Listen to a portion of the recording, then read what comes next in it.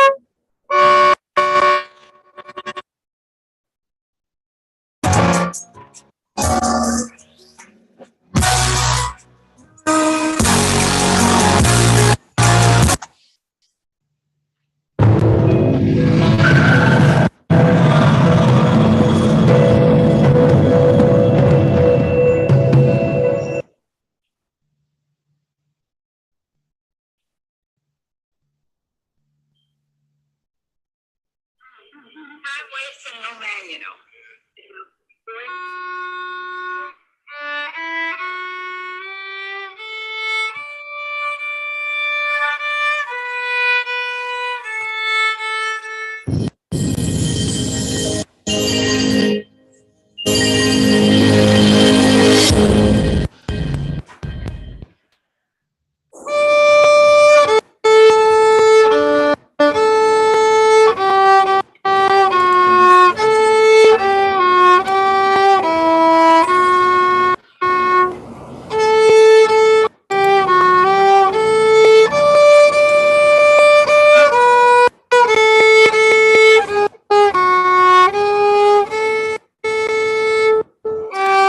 Well, good night, good night, good night, good night. And again, welcome to Gemfm. This is the station that never sleeps.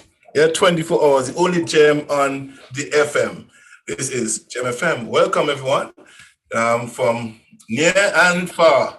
Tonight, welcome to the Talking Point, and welcome my first guest, will be the first time on this program, the Talking Point, Charming Prince.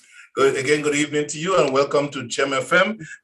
My pastor and friend and host of Community Dateline, Pastor Daphne Gabriel, right here on Gemfm. We are waiting my two buddies, comrades. They'll be joining us shortly. So I want to start off by playing a song, and I'll come right back. And by that time, the song is finished because the song is just in line with what we are talking about tonight, COVID.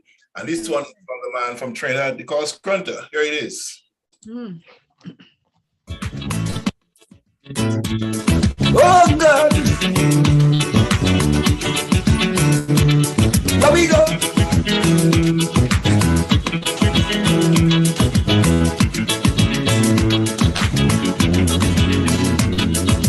This year 2020 is 1 year I'll never forget. No, this should go down in history, so generation can see this demon they call COVID. The fella come to destroy the world. He killing the rich and poor, taking the young and old. I say, Lord, oh, Lord, hallelujah, put a hand, Lord,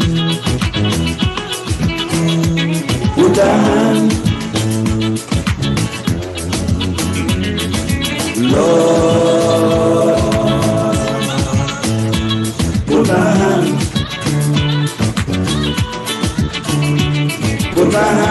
Lord. Put a hand. The appear as a virus. Have the whole world in chaos. Them scientists, they confused. Don't know which medication to use. With all the technology, Lord, they can't find a remedy. Why doctors looking for a cure? COVID still killing more and more. I feel Lord, oh Lord, Lord, dig it up, put a hand, Lord, put a hand, Lord, oh Lord, Lord, put a hand. Master Coffee, put a hand, Lord. Master Gary Church, put a hand. This pestilence destroy a nation. Nobody know where this come from. Everybody frantic, wondering who next going to get sick. People have no money to buy food. Look at children, they can't go to school. COVID causing a big problem. Lord, when this thing will end, let me go. I say, Lord, Lord, Lord, put a hand. Hello, put a hand, Lord. Hey, put a hand. Lord, Pastor Coffee, put a hand. Pastor Gary Church, all you religious leaders, oh God, get together. Let us pray this down. Hey, dig it up, dig it up, dig it up, dig it up, put a hand, Lord.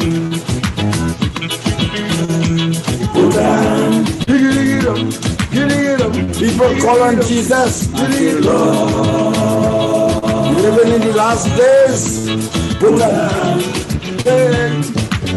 Pray, people, repent, ask God for some mercy, and let him try to get this evil sickness from this nation. In Jesus' name, hallelujah! Put a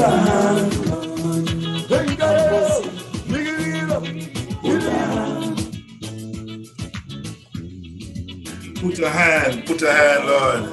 That's the man's counter from 2020. Put a hand. Well, tonight, I want to wish everyone a pleasant night. And as we continue to do what we do here, talk about what is going on in the world around us, there's so many things happening. So tonight, we talk about the church, politics, and race post-COVID. There are a lot of stuff to be talked about. We see what happened around the world. We see how Black people are being treated. We see how women are being treated, and the political system, how it's working across the globe. So tonight, we'll deal deep into that tonight, and just feel free to speak your mind. No censorship on Gemfm. We're free to speak on this program, air your views, and we'll talk about everyone in pieces. In different ways, we will talk about the church, talk about politics and race post COVID. What is going on? How we, from our mind's eyes, and what we see outside of the mind in the flesh, what's going on, and how we analyze everything, and what we think could be the better solution. going forward? How do we survive? What it would be our new line of march, yes, post-COVID, in our religion, church, in our politics, and our race. And we see what happened to our race, and people, and I know Sister Pastor Daphne on Friday had delved into that. She and Genesis and Tex and Minister Merle have gone into the race thing. So kind of because Sister Daphne is into that more than I am. So first after that. But before we I would like our first time guest here tonight, Shomin, to introduce herself to Gemfm audience. Go ahead and welcome.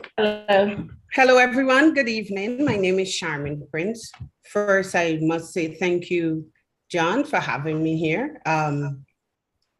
I am originally from Guyana, and I reside in New York City for the last, 20-something years. I am an advocate. I have a lot of titles, but I like to say I'm untitled because I don't want to be boxed in. Whatever I show up here tonight and whatever the need is, I'll show up as that. And that's who I am, Charmin Prince.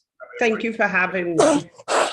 While I'm here, let me take this opportunity also to thank you for giving me an invite to Shirley to be on your program, Orange 360. Before we go, could you just talk a little bit about Orange 365? Yes. So Orange 365 is a gender-based violence movement. And it's a spin-off or an extension of the 16 days of activism. For the last 2 years, I've been involved with the 16 days of activism from November 25th through December 10th. And so we started to have, in 2020 was a candid conversation, in 2021 was a man's perspective, and we saw the need to include men in the discussion of to raise awareness against gender-based violence. And so we started Orange 365, and we're having quarterly meetings virtually, and hopefully we'll get into in-person meetings with men, bringing men to the table, in having them included in the discussion, because we know that men are 90% perpetrators of gender-based violence, according to statistics.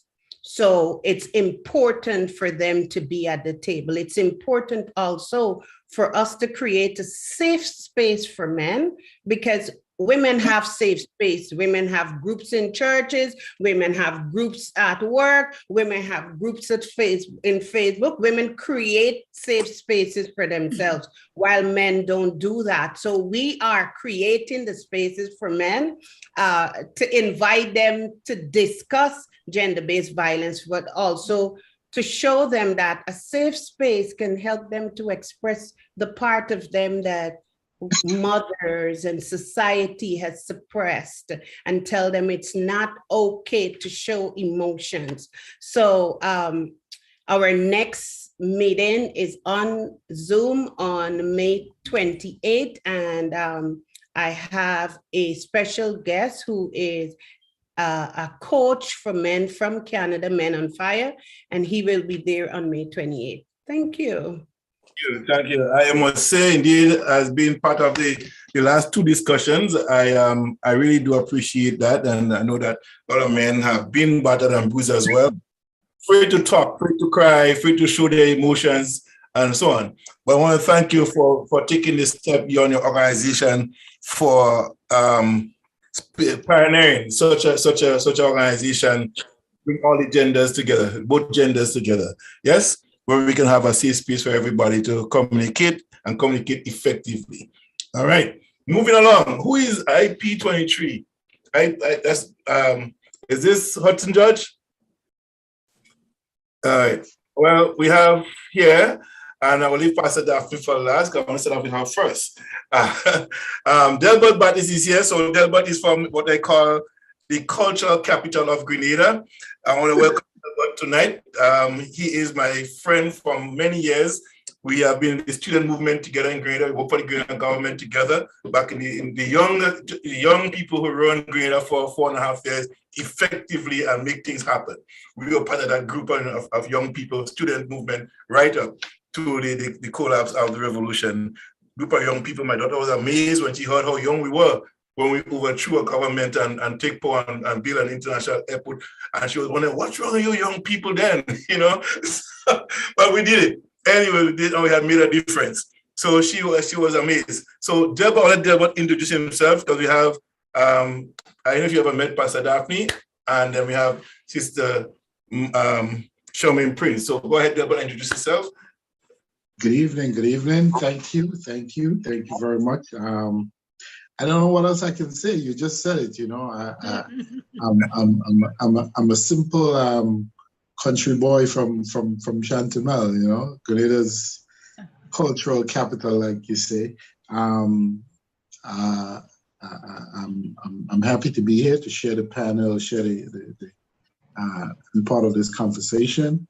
I've kind of been what I would call a public policy junkie all my life. First introduced to it really by my parents, especially my mom. And then, I had some really, what I would call great, really wonderful young leaders at the time who influenced me and helped guide me, even at the village level. So I remember the first time I heard in the US when Hillary Clinton had put out the book about It Takes a Village. That was not new to me, that was how we were raised, There were elders in the village who looked out for you, and scolded you and kept you on the straight and narrow. And so I'm the product of that environment. And like you said, we did that back then, but now I still want to make a difference in people's lives. My mom, I remember, I don't know, probably was about 9 or 10 years old, came home from school, and she, there's always, 2 or 3 of your favorite meals that your mom would cook. So you really come home for it because that's what she cooked that day. And I came home one evening and she had this food that I really enjoyed. And she gave it away. She gave it away to a young man who was hungry, who hadn't eaten in a couple of days. And I was upset. I was very upset, And but she said, go, you can find something else to eat. Go get some bread, get some whatever. And there was always food in the house, so that was not a problem. Wow. And later on that evening, she sent me up to one of the village elders to carry up water because Chantemelle had a problem with water in those days. So I had to carry a few buckets of water up the hill. And so I didn't get a chance to go play with my friends, And I was mad. She knew I was mad. And she just looked at me and she said, that, the greatest joy in life is helping someone while expecting absolutely nothing in return. And I certainly didn't understand it at that age, but that quote has stayed with me all my life. Mm-hmm. So here I am. Amen. We have another person here. I think it's iPod 90.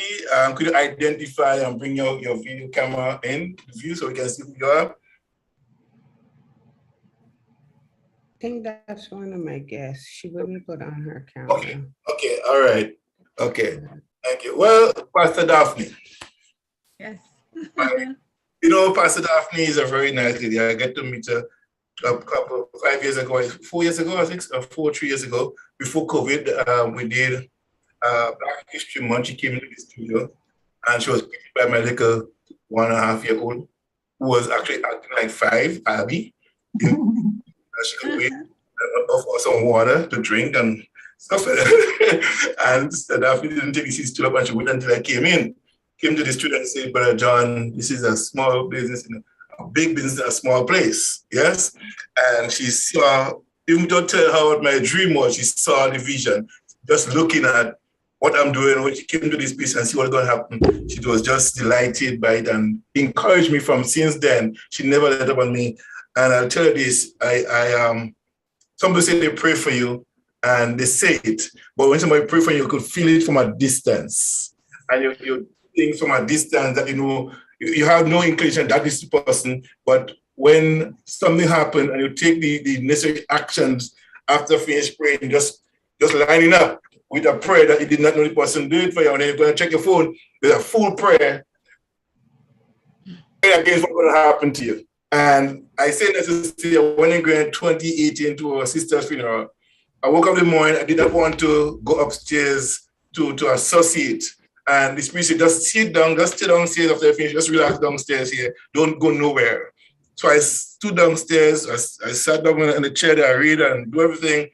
And I came out about after 2 the afternoon, and I go to, I open my phone, I check the prayer that was sent to me by Pastor Daphne in the early morning, that come before board wife wake, you know, the prayer was there for me. And I did not read it until 2 o'clock in the afternoon. I just was able to be obedient to the Spirit. And the prayer was just around that same now about just a confirmation God was just saying somebody say, if you read this prayer, it's a prayer of protection.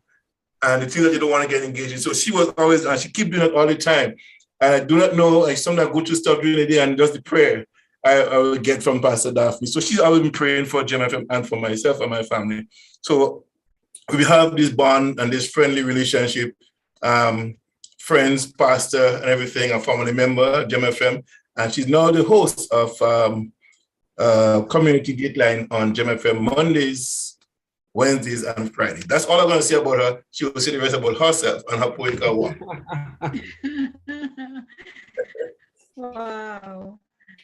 I am so humbled. I'm so humbled, you know. It's always an honor to come and do something with Brother John. Because the first time I met him, it was through the, like he was saying, through the medium of Black History Month. But what got to me is when I got to his house and his daughter, she's so tiny. She reminded me of my grandson and granddaughters at that age. And she was so little, she just, I don't think she started school as yet. But she said, come on in, I'll take your hand. And she says, oh, and I will show you where you have to go. So she was going towards the door and I said, no, I will wait for your daddy right here. Okay, I'll bring you some water. And I said, thank you so much. She was so hospitable, and it was the entrance words that says what Brother John is doing is exactly what is coming through his own child. It amazed me because I said, the Bible says God works in mysterious ways. And this was such a mystery to me. I'm coming in the house for the first time. She doesn't know me. I don't know her, and there she is. We're abundant by the Spirit, of God. And we're talking a language that she understood, that there is this business. And she's very serious about it. And I said, wow, such a small space for such a large dream. The vision is bigger than Brother John even thinks. So when he came in, I had to remind him, I said, you in this little space, but this is not the space for you. So today when we're sitting here and we're looking at the gallery view of each other, and the dream is unfolding, at such a pace. It's like the space, it seems as though the speed is coming up now. The pace is moving now into a different speed. But I am, among many things, I'm a grandmother. I have 7 grandchildren. I've got 4 of my own children. So those are their offsprings. And I spend most of my time looking after my children as well as working. I've worked in the private sector for a very short time. Well, it's not really private because I worked for Bell Canada and they were part of government, and then they became an agency of the government of Canada. And then I moved on to different various levels of administration, portfolios in the government. So, so I've worked with military, border, immigration, culture, tourism, and rec. I have been the province's first employment equity counselor.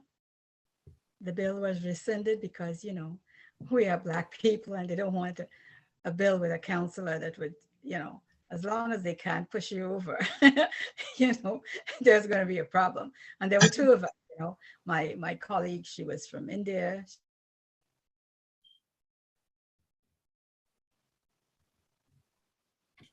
We lost you, Pastor Daphne. There's some internet interruptions going on somewhere, even on my end here too. Getting that my phone, my monitor phone. My internet is running up and down on me, so bear with me. So, when you realize that racism is there, when I came into Canada, I lived in an area where, my uncle, he was a doctor.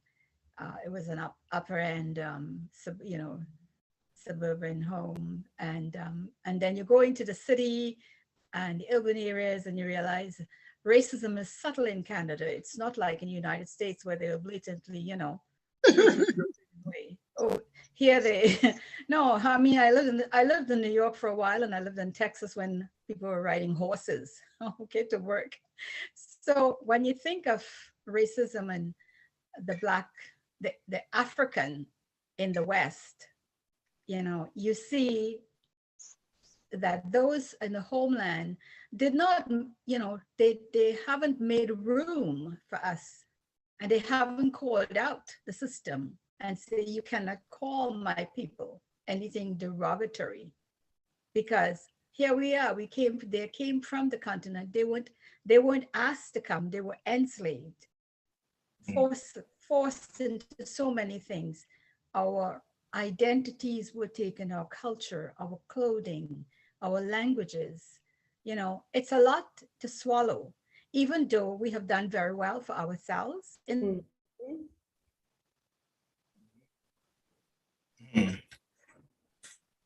They keep going in and out. Okay. So Daphne's, yeah. We're having she get cut off. No, she's just get muted. According to Daphne. Yeah.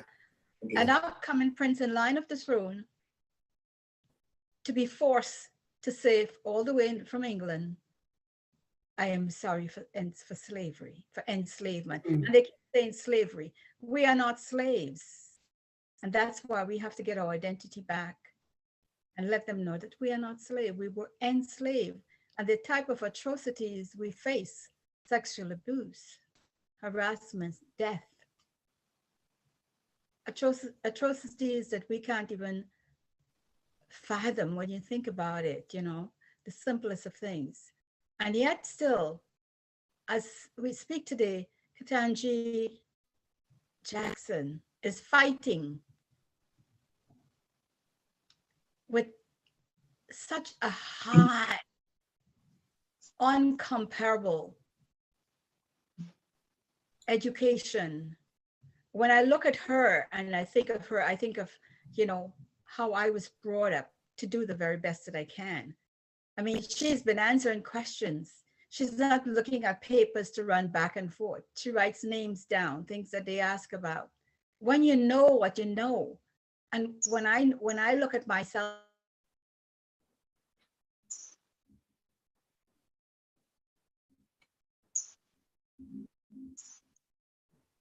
Yes, it is the problem with our internet providers, huh? Well, and just piggybacking, I don't want to fill in and piggybacking on what, because you're as a US citizen might have more follow through on the nomination. We see this struggle. I think in 2020, 21, 21st century, we still struggle with the first Black, which, I mean, 200 years later, 400 years, we still talking about the first Black person to become the first Black woman, the first Black man. We should be probably 100 person becoming a judge now. We shouldn't be just struggling to get a Black person, a Black woman into that position either, So the first Black, we still going through the first Black of this and the first Black of that, It's way, way past the time for us to be the first Black of anything. It should be 150th person being a judge, Just the next one. The next one in the Supreme Court, you know? And yet still they ask her silly questions. Why would they ask her a question as, you know, describe the gender, a woman's gender? You know, come on.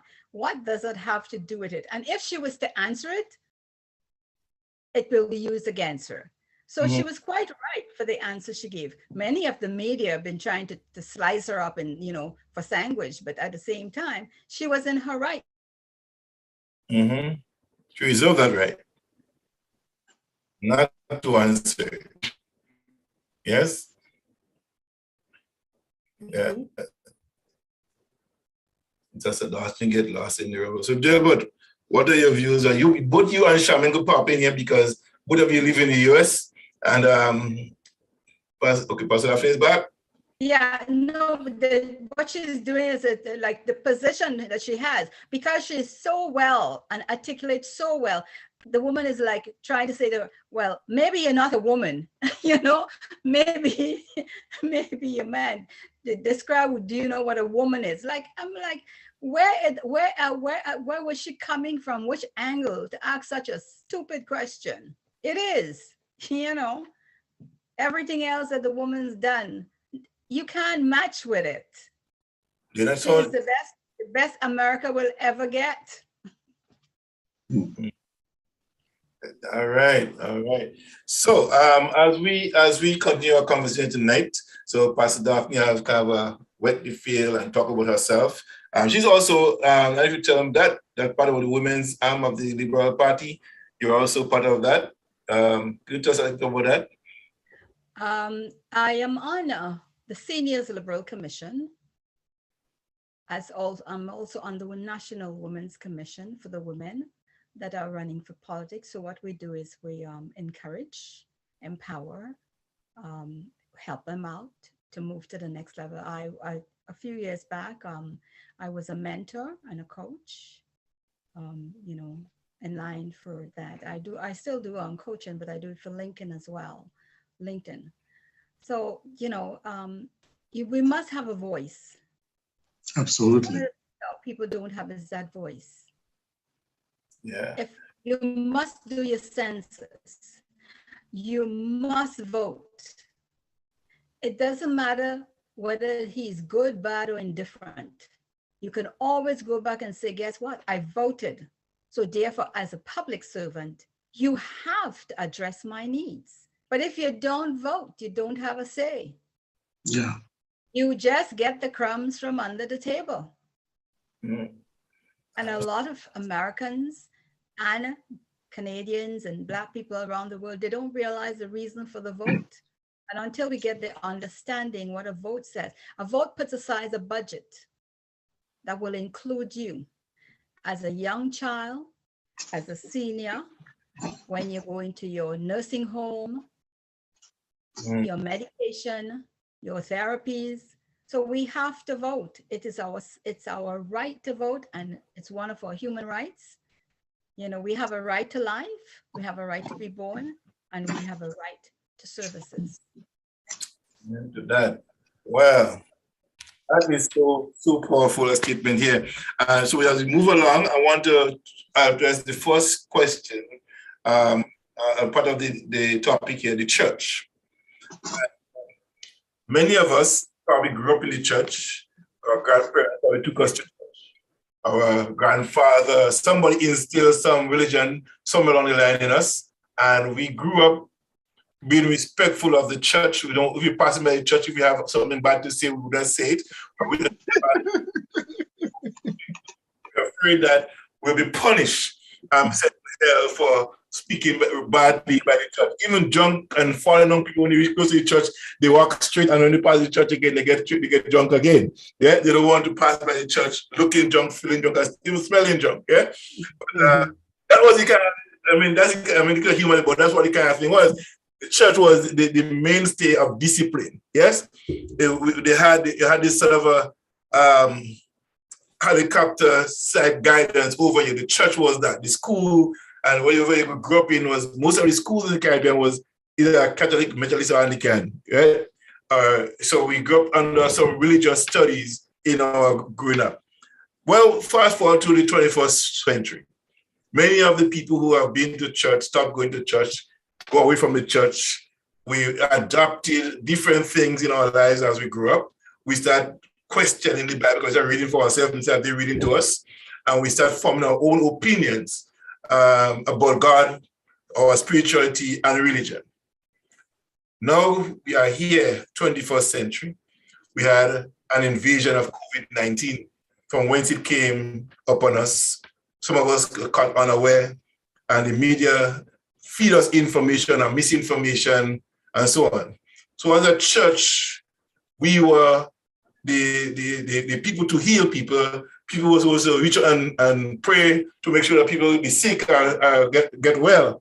But then the church also was on lockdown. You couldn't go out and pray for people. You had to pray in your own space. But I have learned a long time ago that you can only pray and there's no distance in prayer. To pray for somebody in England and get healed, because the fervent prayer of a righteous man availeth much. But what we're going to do as a church now? Now that COVID is going aside, they say, okay, now the same people, wear your mask, do everything. Now we're saying, take off the mask, get it under. The church is going back together.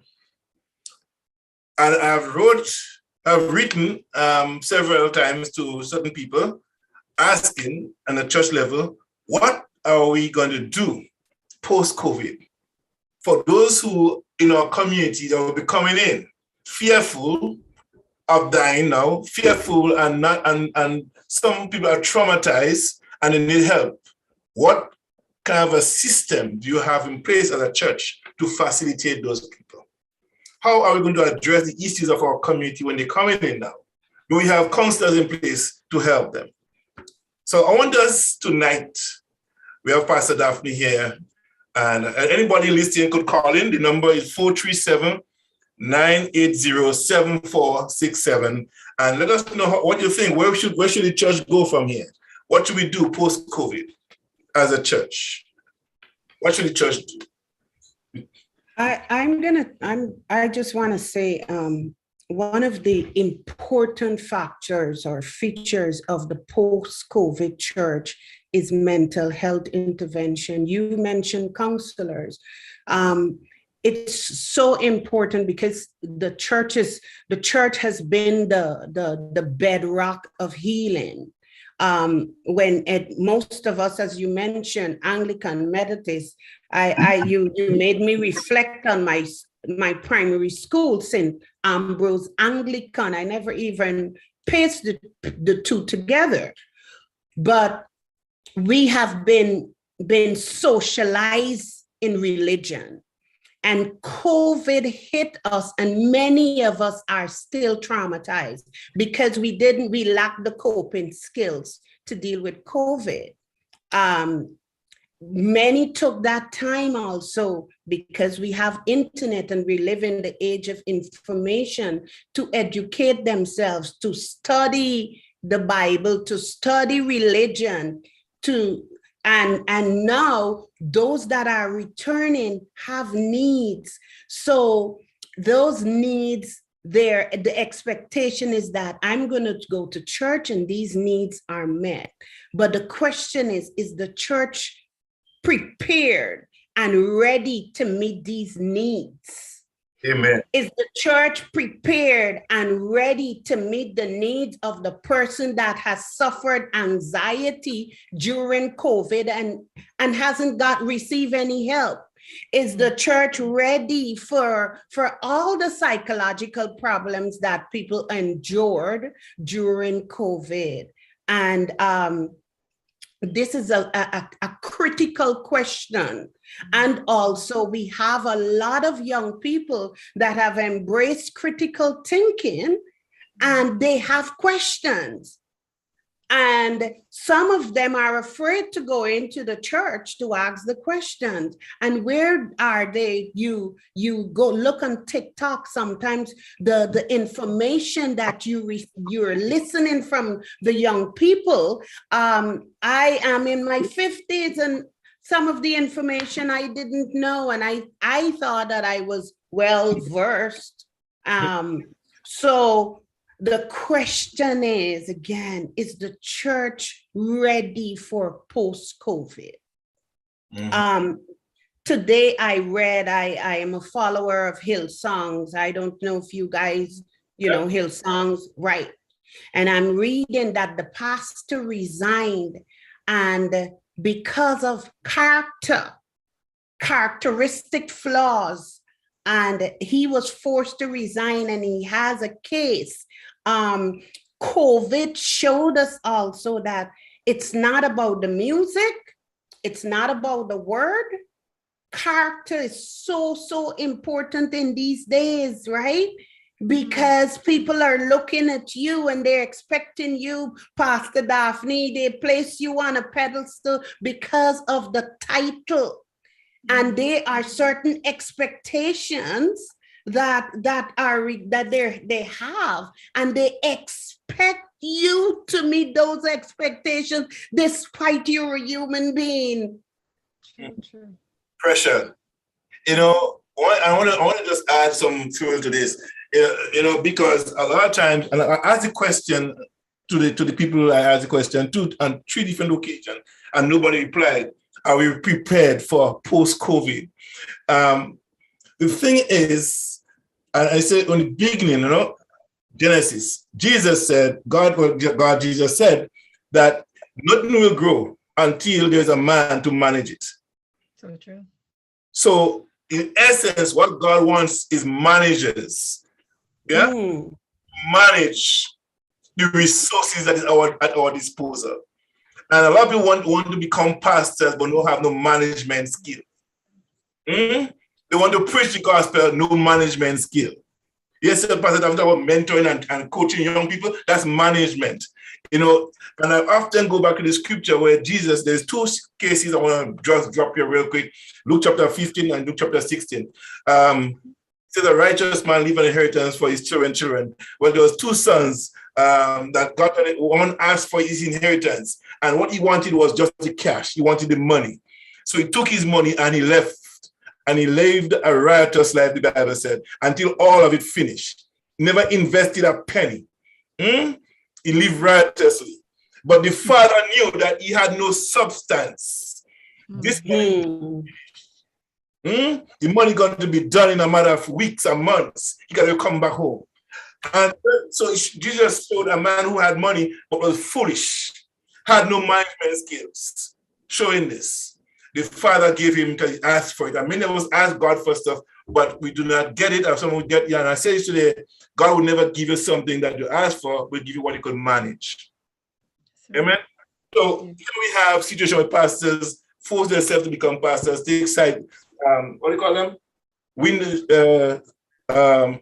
Storefront marriage, storefront gospel classes, and get a certificate in 6 weeks and become a pastor.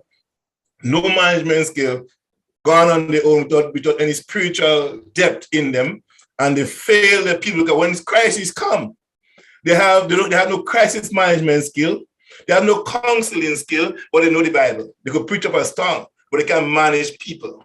So they mismanage the money, they mismanage the people. That's all resources that they mismanage. Everything rises and falls on management. The second verse chapter I want to bring it to is Luke chapter 16. And there's always somebody.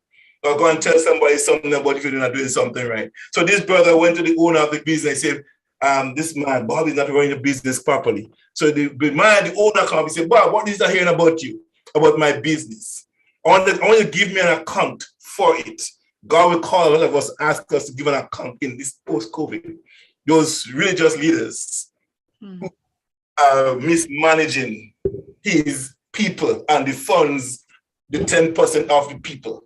No resources put in place to help people post-COVID. So this manager was mismanaging. And he said, give an account for that which I give to you. He couldn't give an account. He thought to himself, well, I cannot dig. I cannot beg. He's too proud. He had no place to stay, which means he was living on the property that he was managing. So he himself had not put away anything for himself. And he was mismanaging the other person's business. Watch this. He said that he took stock and go to the person that owed the company and say, how much do you owe me? He said, oh, you 100. He said, give me 80. Go to the next point, how much do you owe you? Give me 50. And he brought it back and he said, good, Stuart. So he started taking responsibility for his action, will eventually lose his management position. I don't want to rush on here because he said to him, he said in the scriptures, Jesus said, if you don't learn to manage other people's affairs, I would not give you yours. So a lot of people want to get, but they're not managing the little they have. And we see that happen in the church so often, and Pastor David could testify to it, you see it a lot, and we have a situation now that people, after this COVID, we need managers, not just preaching of the gospel. We need a combination, we need what we call a pilau, so to speak, with everything. That we could manage people and preach to them at the same time and get them on their way. We need counselors in the church setup to help this troubled woman who coming in, this troubled young man who is coming frustrated. He lost his job in COVID. The job no longer there. How would we help those people coming in as a church? Where do we go? Where can they go for help? Can we, even though we don't have the resources, can we identify a resourceful place they can go to? Is the church set up to assist their own members, the single mother with 4 children in the church, the father who lost a job and the wife is home, so there are 2 people unemployed at home? Is the church ready to help those people? And so we're talking about management. How do we church cope after COVID? Pastor Daphne. Well, I'm trying to get you a scripture right now. It says in Isaiah 55, verse 4.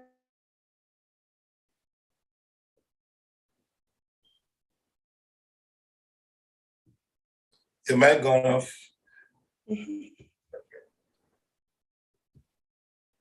Come on, Mike, come on. Let the lady speak. You have to be able to command. You have to be able to lead. Yes. When you study theology, and when I think of theology, I think of my grandfather. He was an Anglican minister, bishop. And he always said to me, don't bite off more than you can chew. I couldn't figure it out for a long time. And then he said something that he wrote in all my books, and he said to me, Daphne, life is a learning experience. It's in all my books. I put it in all my grandchildren's books. Life is a learning experience. And every day of your life, you will learn something new. And I have attested to that. Taking on the vocation to be a leader, it's not an easy job, because you are dealing with a myriad of people with different thoughts, different feelings, different ways of understanding. And as a leader, you have to be able to look at everyone and listen to everyone and figure out, do an assessment right away and say, okay, John needs this, Daphne needs this, Charmaine needs this, Delbert needs this. Okay, so how am I going to split it? You cannot be a leader when you come in the office and say, well, I am your boss and I needed my job done by 4:30. What are you talking about? You haven't gone to the first break, but you're talking about 4:30. My question is, what did you bring to get me to 4:30? What did you bring? What skill did you bring that will push me, empower me, engage me, interest me to want to finish at 4:30? Because some people arrive at 9, at 8:30, 8 or 8:30, which is government. And by 10 o'clock, they want to go home, some of them by 9, because the leadership is all about words without action. You cannot be a leader and want people to do the job for you when you're not participating yourself. Because what are you doing sitting in your office behind your cubicle? You got to engage them. You got to say, hey, where are you? What are you doing? And For me, the church isn't ready. There was no preparation. First of all, we did not have any notice as to when things are going to open fully. And in this life, we must always be like the Girl Scouts have been, as I was a Girl Scout, be prepared. Yeah. What do I have to offer? What plan of care is there for the members to find out what happened to the seniors, you know? And that's some of the things you have to think about. What happened to the children? How are they feeling? How is it going? You know, one of the things we talked about, a friend of mine, when I was taking my grandson to school, we were talking about it, and Minister Mill was talking about it as well. When these kids take off their mask for the first time, especially the kindergarten, they don't know the person behind the mask. It was the first day they were going to see their friends fully. Mhm. They were meeting friends that they see every day when they take the bus or when they walk to school, but they did not know what they actually look like. Mm. So there's a new getting to know you, Mm. but nobody knows what's inside mentally. Yeah.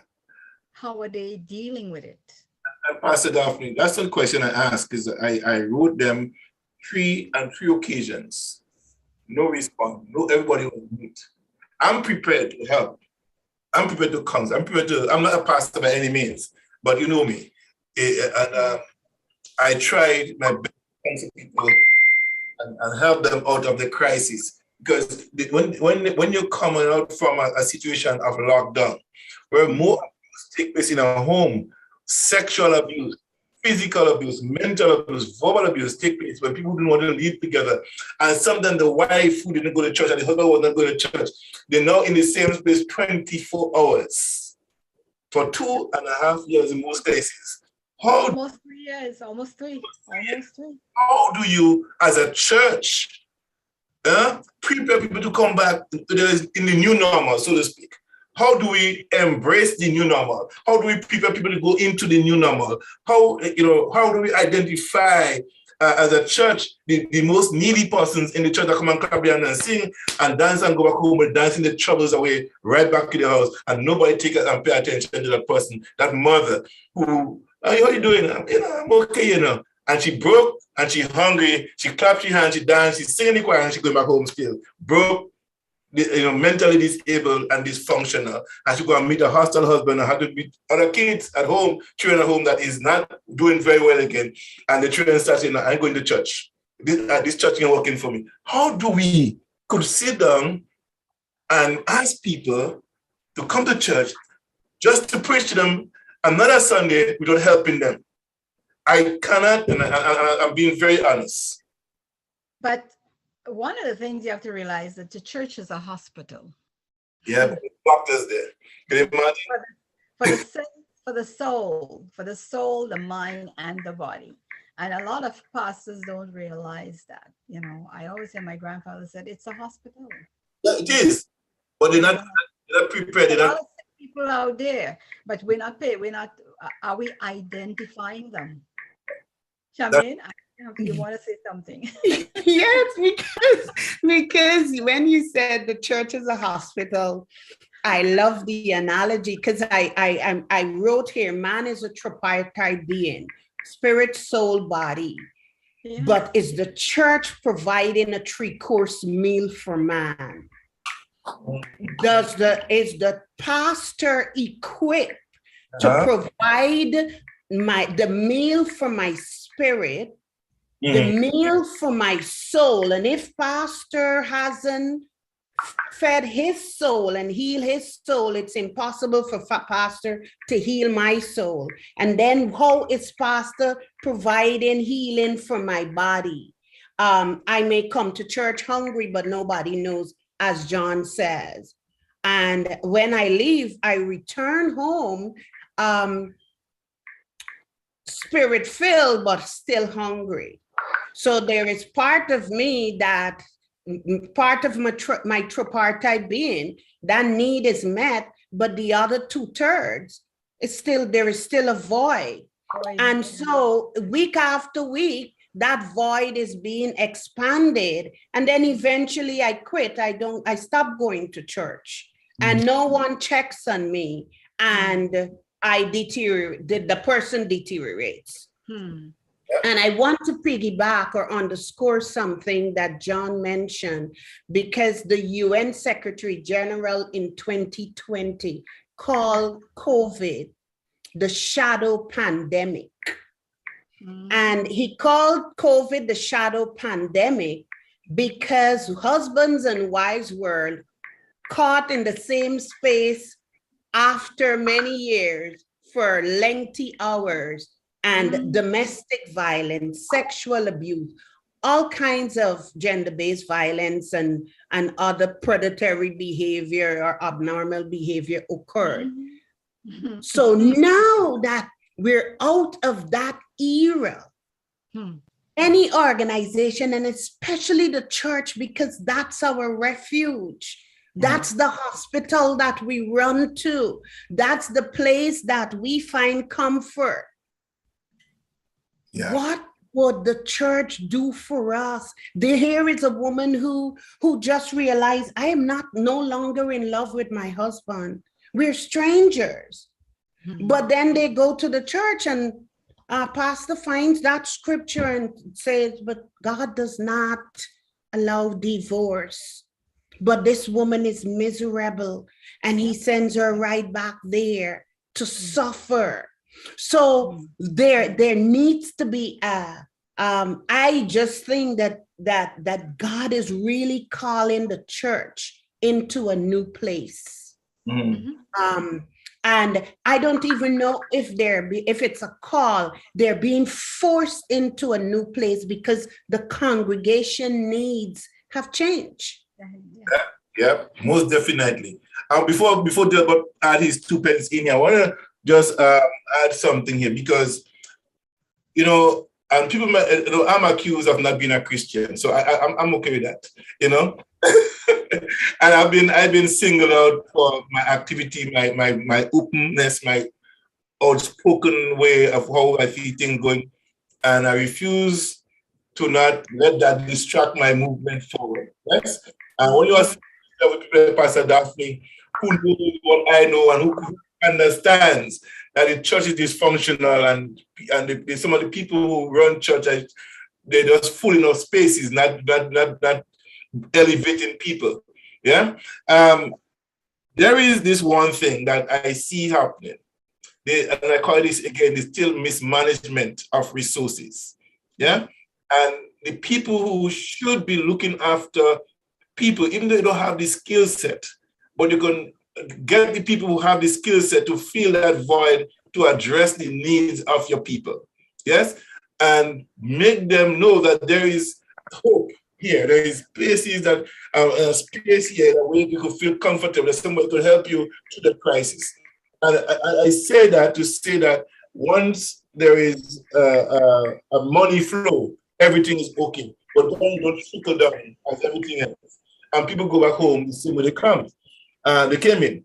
One of the things I've seen, again, that we are asking people in crisis who lose their job to still bring an offering, tithe, and even out of your need, but then you have your children who are not hungry, and it's miracle not working. It's not working. You understand? You say, well, you don't have faith, but then you don't have faith to bring, but there's one step people still surviving out of what you're doing.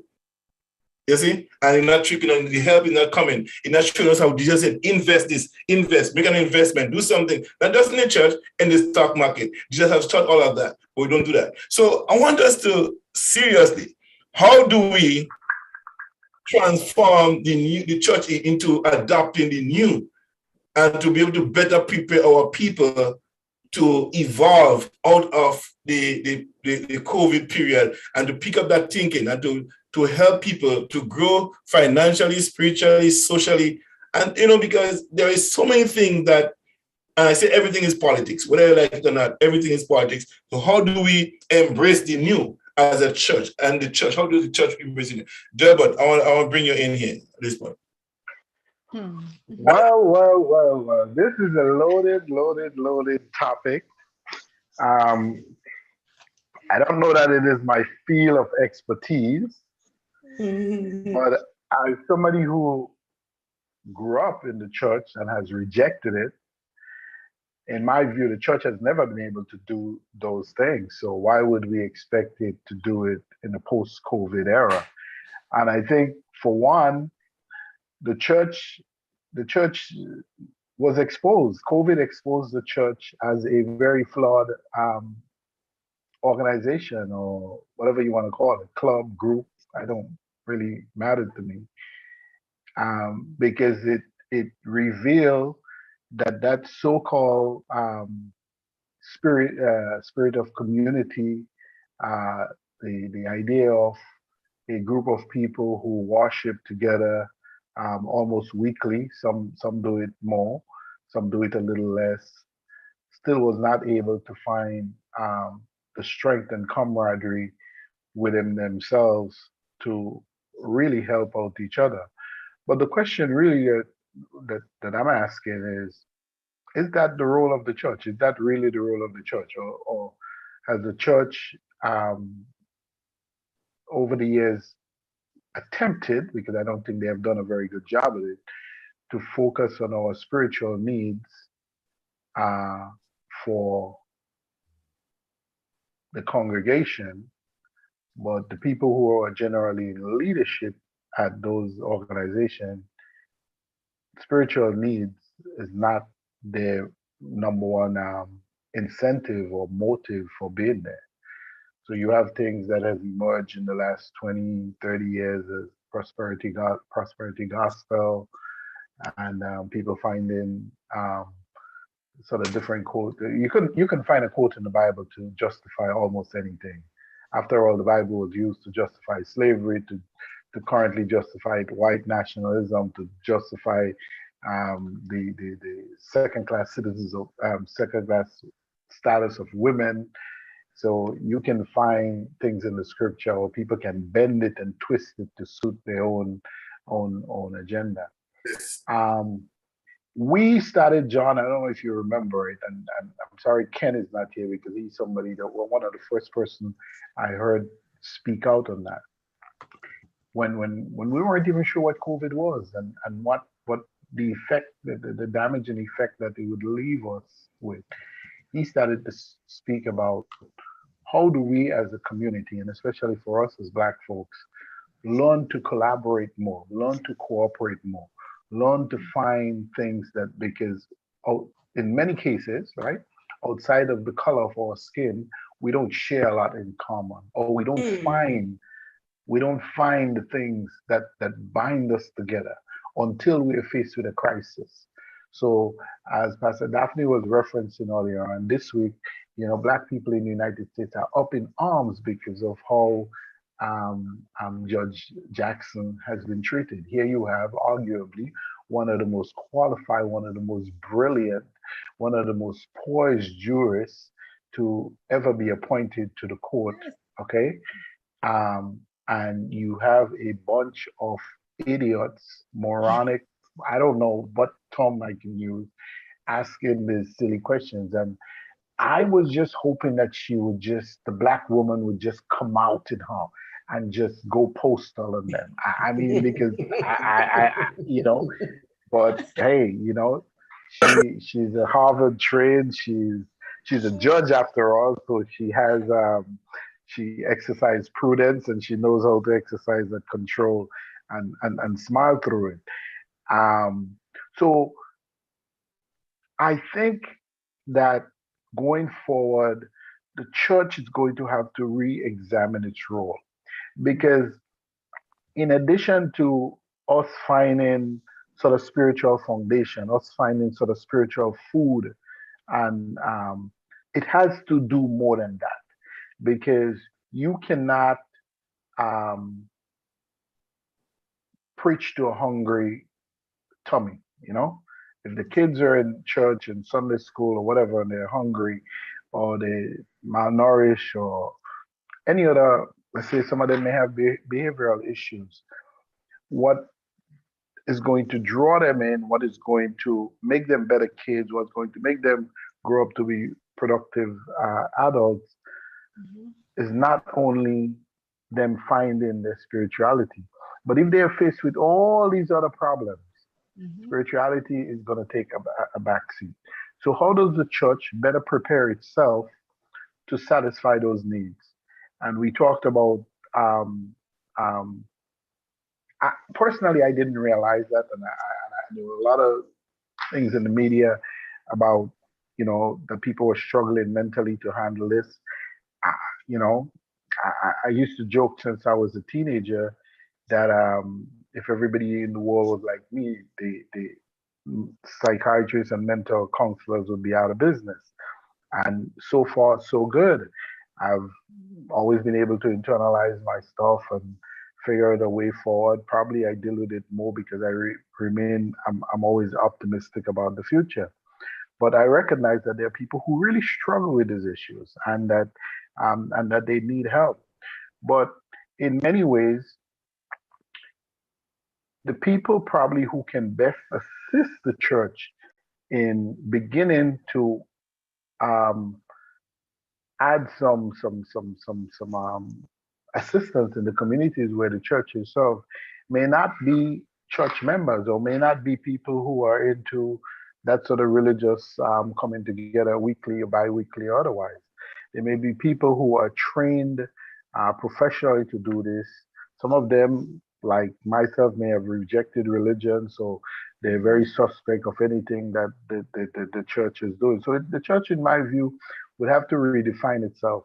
But we have to do it at a community level. And the fact is that we talked extensively about a new normal and that we Mhm. could not go back to business as usual because business as usual was not working for us. Okay. It was not working for us, you know. But it seems now that as things begin to loosen up, as things begin to open up, we're already back to business as usual. And that it's going to take um, folks like ourselves who think about this every day, who and sometimes we don't have to go out and try to help the whole community. Sometimes it's just one family we got to focus on, right? Sometimes it's Mhm. just one person in that family. Because if you have a family struggling with mental, with financial, with a host of different issues that plagues different families, not just in our communities, not just in our country, not just in North America, but across the world, because of travel and communication, the world is now a much smaller place. So we just can't think of ourselves, because if we're saying we're a spiritual person, we have to think of humanity in its Exactly. entirety. All right, because there are millions of other people, maybe don't not a lot who don't look like me, who are also suffering. So we can't say we care about humanity. I care about my brother, care about my sister, but I don't care about somebody suffering in Bangladesh or somebody suffering in Northern Ireland or somebody suffering in Senegal or wherever it is. We really have to care about humanity. And for me, that's what life is about, you know. It's about trying, attempting at all times to effortlessly help whenever you can. So how do we do that? And I am hoping that we don't walk away from that conversation so that we keep talking about that new normal that we want to build. All right. You hear a lot of people tell you, oh, this is not our culture. This is not this is not that.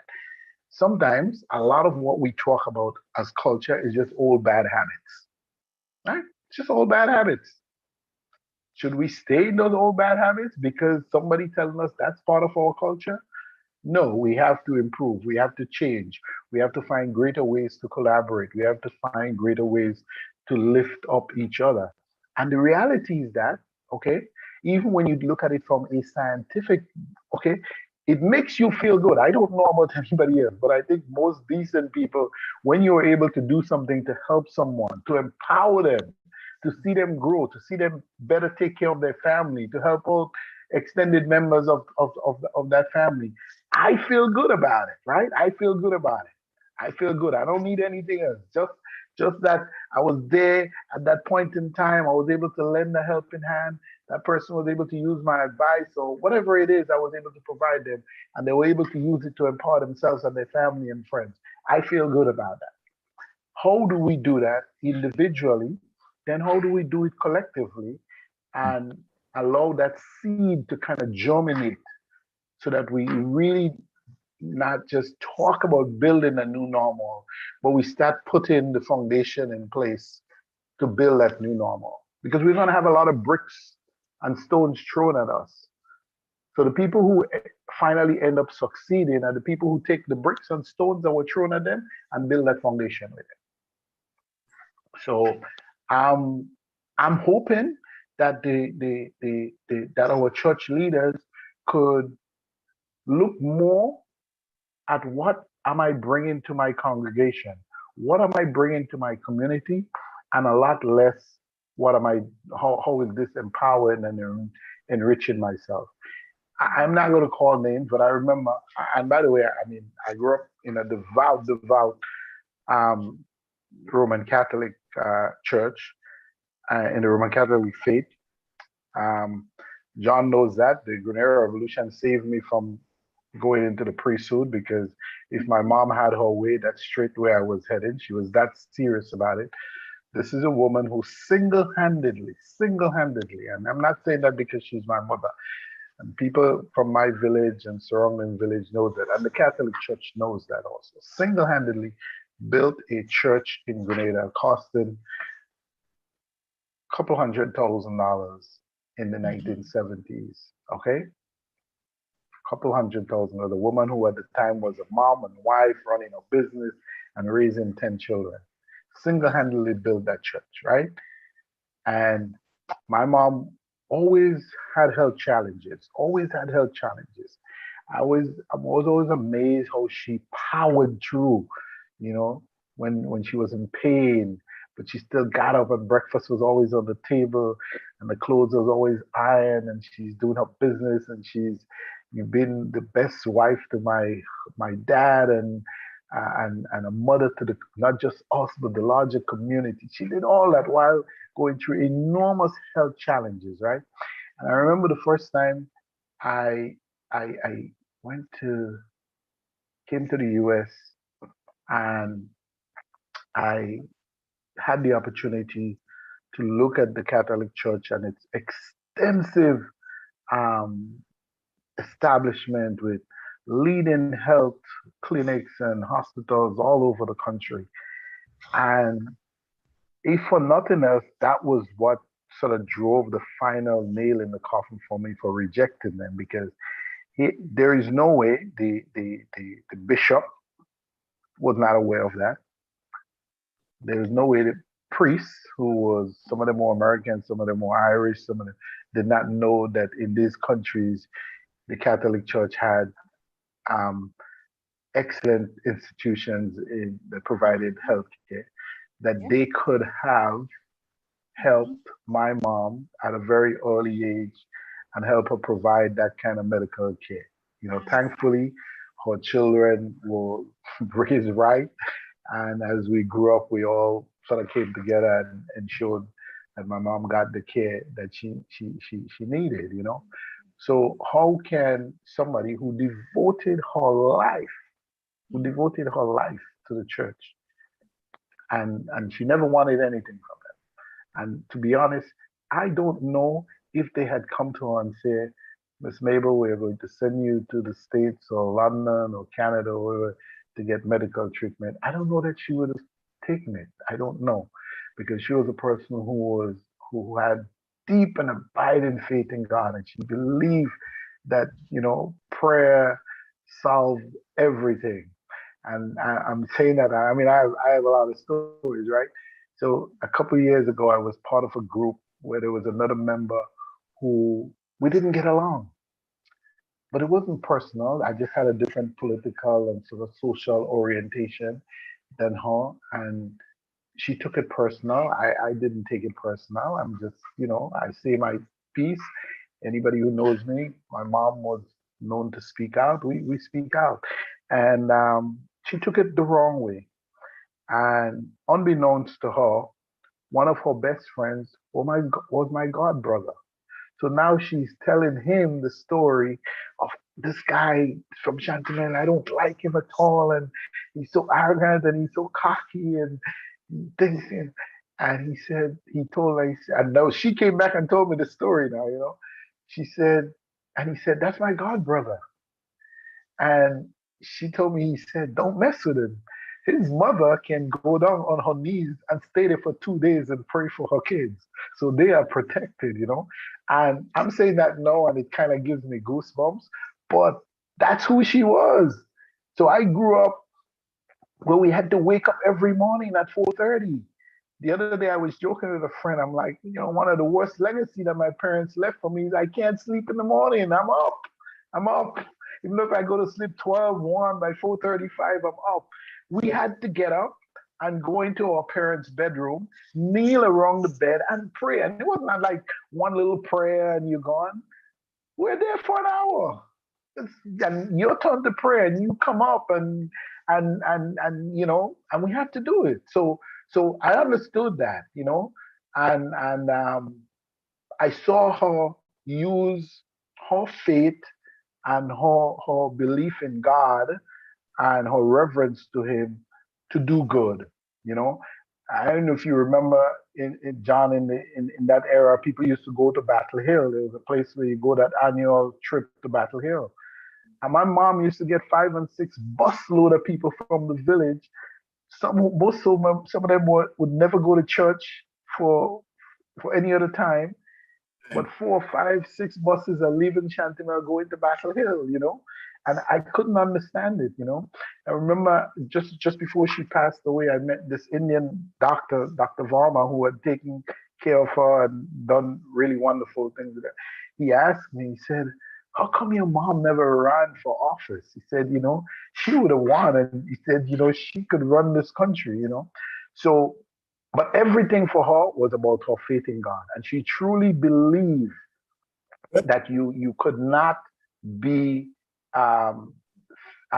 faithful to God if you did not do things that empowered and enrich the community in which you live. So I'm hoping that the new church, whatever form it takes, that as part of its fundamental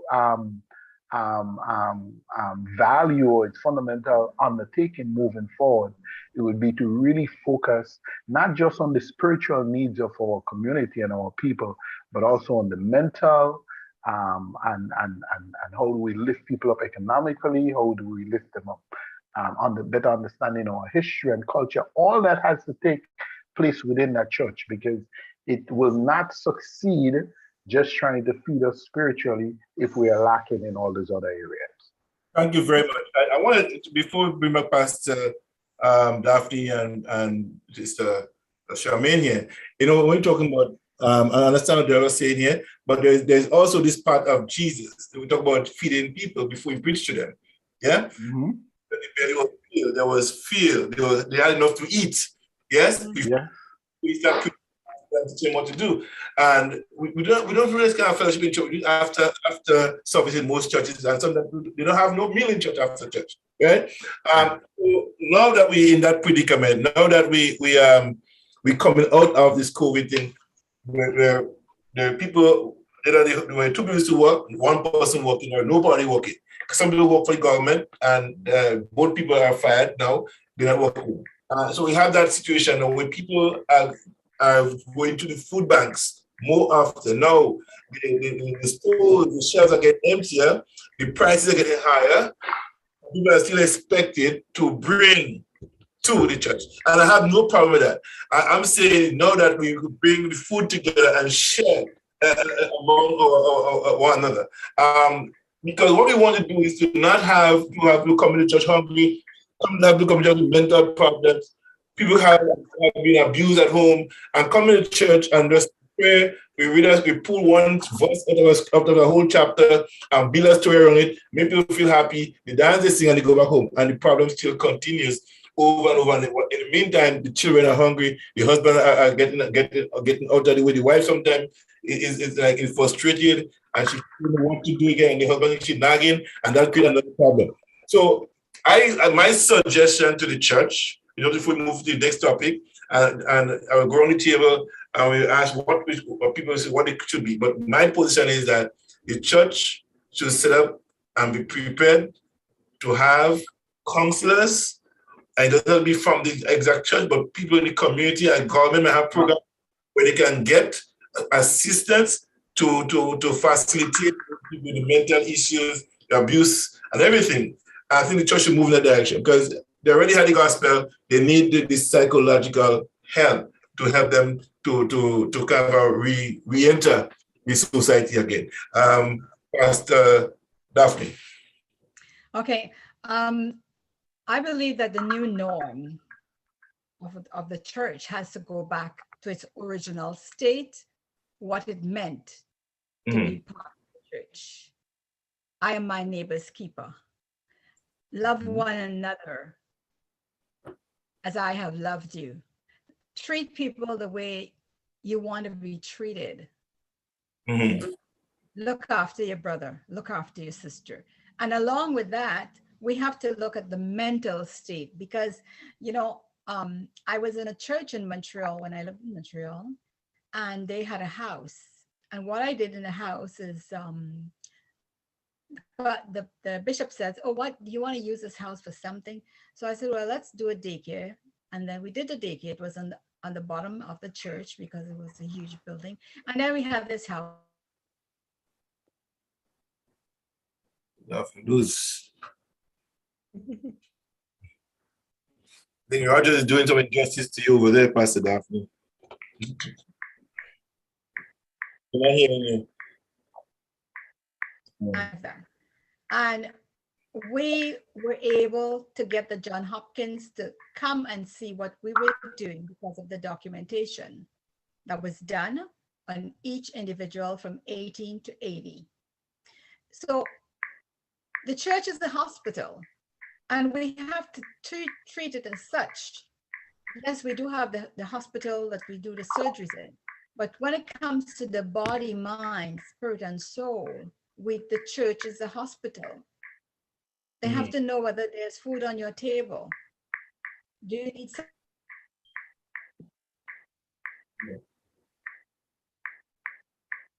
Looking up somewhere. Yeah. Go ahead, Pastor Daphne. Yeah. Counselors who know how to look into the situations and bring about change and let people realize there's hope because there's hope in the word. Amen. Charmaine, Charmaine, your thing.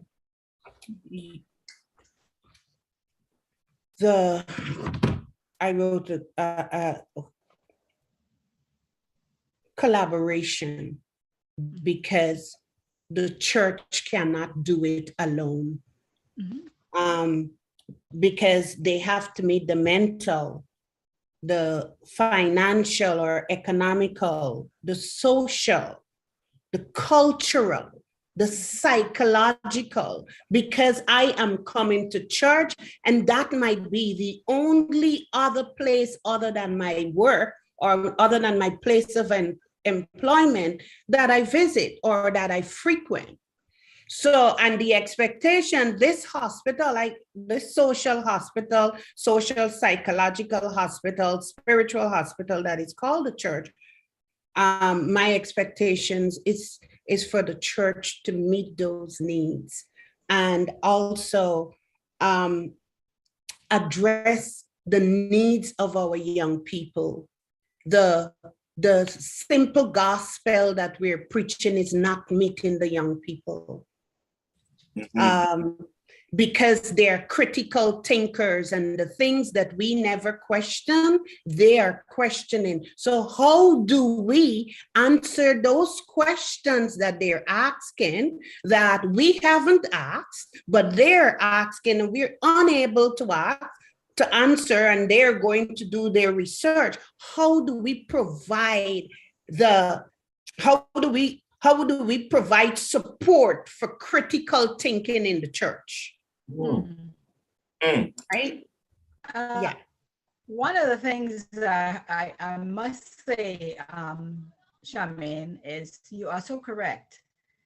And this is why I said we all need to get involved in our vote, because all these resources can be established, but you have to have the groundwork there to prove that you are able to do it in the church. Yeah. And the church is not prepared. A lot of people might listen and they hear and they think, oh, let's run to the government. But you have to have the expertise Mm-hmm. and the understanding, and there must be results, because anything the government gives you, you have got to bring back a report and an assessment, and they're going to audit you. Don't run to the church, run to the government, because you will be audited if you don't do it right. It's not a free for all. It's not a place that you just run and you get. But you must have a real good plan. You know, like the plan we had in Montreal, that is a plan of care, where people would come in, you know, the whole 9 yards, you know. And I think that's where the church has to go from here on, and call in the Charmaines, you know. Oh, Charmaine will come in, she'll do this for us, the government will give you a grant to do this and that, and, you know, different things. We have to work effectively. We have to work quickly. We have to work with integrity and honesty. Yes, I want to go back on something that Charmaine alluded to, and that is the young people. Now, I have a 19-year-old here, and I was driving to work and listening to her, or Pastor Daphne, how she articulated herself and answering and giving a submission when she was asked to give a contribution in conversation. And I'm kind of feeling good, because here I am, and she mentioned parents has brought her into a space, not the church, but a space outside the church which could become, yes, and learn something. Not because I know for a fact that I'm one person, and the odds are against you. So you find space outside of church where you can get your children to be uplifted and do your best at home. Because my home, I tell you, Pastor definitely know already, I'm making sure that I put them in that space. You know, and critical thinking is so necessary for our young people. My daughter, we had to end up striking a deal, yeah, that she feels that the church is not offering her anything, young people. So she said, Daddy, I'm not going to come back to that church. I know because of you, I'm going to go there still, but I don't, there's nothing for me as a young person there. Yeah. So we make a deal. You come to me. You come with me three Sundays, and go to the other church where young people are in the church. All the friends go. Yes. So we have a deal with this. I asked just in the beginning of the COVID period to have a Sunday school online for children. They wasn't doing that. My daughter said, Daddy, you know what? I'm going to start my own Bible study. Started with two of them, it grew to 25 and beyond. She started her own Bible study. She even picked them for herself. You know what I'm saying? And that was just because of who we are here in the family. She took an initiative to do for herself and to gather all her friends around her to do the Bible study together. She was Thursday and she was doing this evening. So the thing about it is, if the church is not prepared to help the young people right now, and the same old people want to do the same thing and not training but maintaining followers, we have a serious problem. You cannot maintain followers as a leader. Jesus said, I didn't come to be served, I come to be of service. Yes? And when we pick up servant leadership mentality, we could transform the lives of the people that are coming after us. And hence the reason why they were not very well, as young revolutionaries, they was conditioning us to become the leaders of tomorrow. So when they face out, we face it in. And the church has not come to that point yet. You know, everybody want to go, and I see it happening. Pastor Daphne, she see it too. Young people, a lot of people just want to become pastors. They want to have a church. They don't want to be under no leadership, no direction. I could be a pastor, I could be a this, I could be a that, and they just rushing towards that without no knowledge of managing people, of harnessing the skills and training people to become leaders. What they do is maintaining followers, yeah, and creating the biggest void in the kingdom, yeah. So we have a whole lot of people becoming pastors with no leadership qualities, no management skills And so they're mismanaging the resources that is before them. And wondering why people are falling away. They're falling because they're not being managed properly. Anything you mismanage, you're going to lose it, including people. But mismanage them, you're going to lose them. Because, people always have this talk. I know you heard in trainer like Guyana, we would let Miss Howard cat. Well, some young people, because they're not getting fed by Miss Howard, they're gone. They're looking for greener pastures. And we can't blame them because we have not provided the necessary food for them, spiritually and otherwise. So we have a whole set of people just hugging pulpit because we could preach on Sunday morning. We could drive and talk well, and the Bible warns about those people. And we've seen it, and we're trying to talk about it, and they think you're creating problem in the church. You're disrupting the flow of things. Well, you have to shake some people up. You know what I mean? Because for change, you have to beat some people out of the temple. They're just not qualified to sell in the temple. You know what I mean? So my thing is that, and I like what Charmaine said, is that we have to prepare to collaborate. The church have to have a collaboration with the people who are equipped, have the knowledge to prepare for those people who come, because the people that you have now will not be the people that you always would be having. The new people are going to come in because they hear the church could do so. In the church where you go and get it, the church where you go and get, and the community will look towards the church now more than ever for help. And if we're not prepared to help them, they'll be one of our biggest failure, and we will be held accountable for the lives that are lost because we fail to assist, we fail to address the problem of a community in which we live. So, and that's why the Gentile church was born, because after Paul speak to the 7 churches, and he really gave them a piece of his mind according to the word and what they were doing, because there was a lot of people that came in that weren't really true men of God. They were just jesters in the church. And so, and they were pulling people left and right, and things weren't going according to the word. And so when Paul had to speak to them, there were so many issues. They created fights. Look at Peter. At the end of the day, Peter had to be the one to bring our Gentile church into being because of what was going on in the Old Testament days. So when you look at the church today, we're sort of reverting back into some things that are not, and we're heading out of the Gentile age into the Messianic age for Jesus's return, because you see all the different changes and the different things that are happening. So we have to be preparing ourselves to do the right thing, and the starts with us being kind, showing love, showing that love for brother, love for sister, love one another as, the Lord has loved us, love one another because, this is your brother. Forgive, repent. All of these things are part of the times we're in. And until we start doing those things, then, it's not worth it. We haven't done anything, and we still yet have to answer for all of these things that we have done. All right, I'm going to take another song and we'll come back to the second part, which is politics, post-COVID politics, the way politics is being done, right after this one.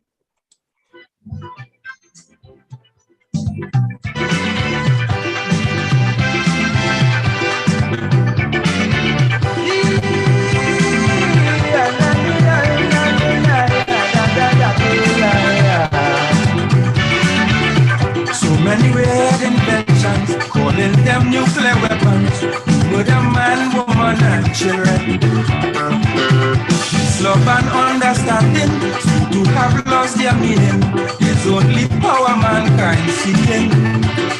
The world today seems to be one ball of confusion. Yes, like man only interested in causing destruction. This is Caribbean Vibes. Look at the massacre that took place in Lebanon. Yes, it's plain to see it is a hopeless situation.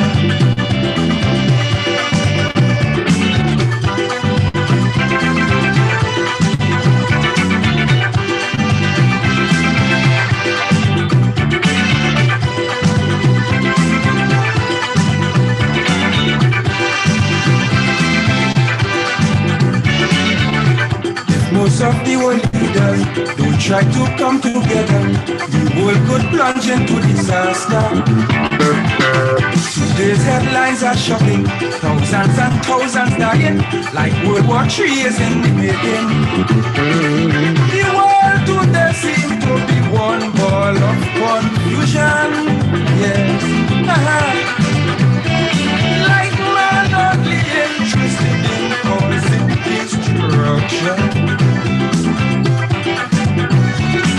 Money is worth nothing with today's inflation, yes. It's plain to see it is a hopeless situation.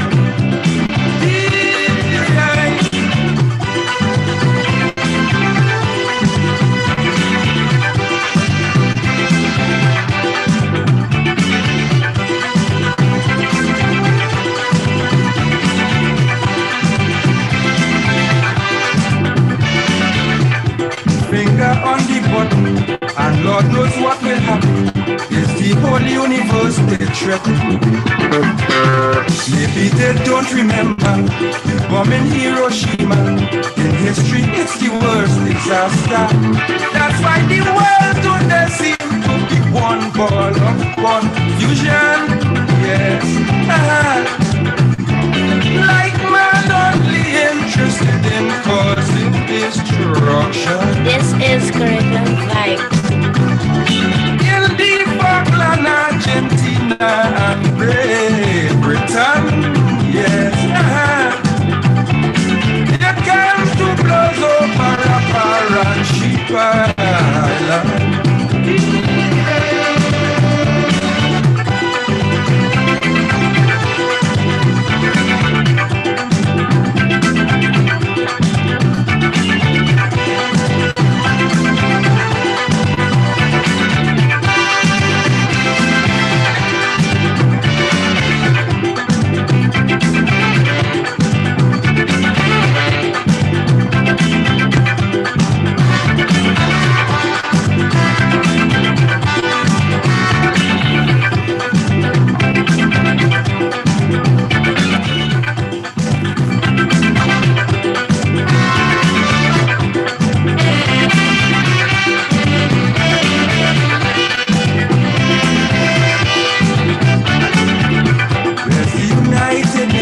In this volatile situation, while discussing peace among nations, they cannot find a solution.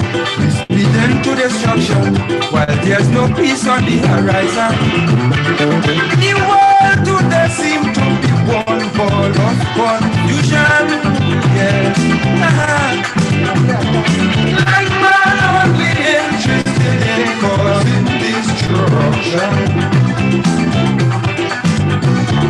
Like power only comes out of the barrel of a gun, yes.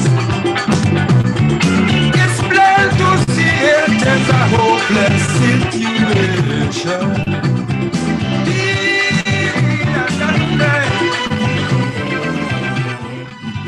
Yes, that was the man, King Austin, back in, 1981. Wow. How long ago this was, and still relevant to today. World War III and all this nuclear stuff and political gangsters ganging up on one another to satisfy their own political agendas.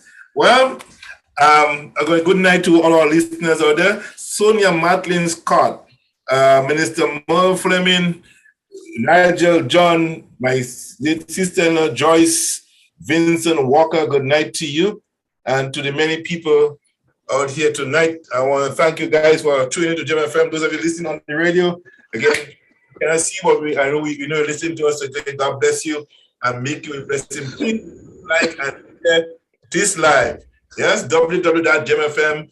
Those who don't want to listen to watch but listen, go to tune in and just enter GMRFM. That's another spot where you can listen to us 24 hours.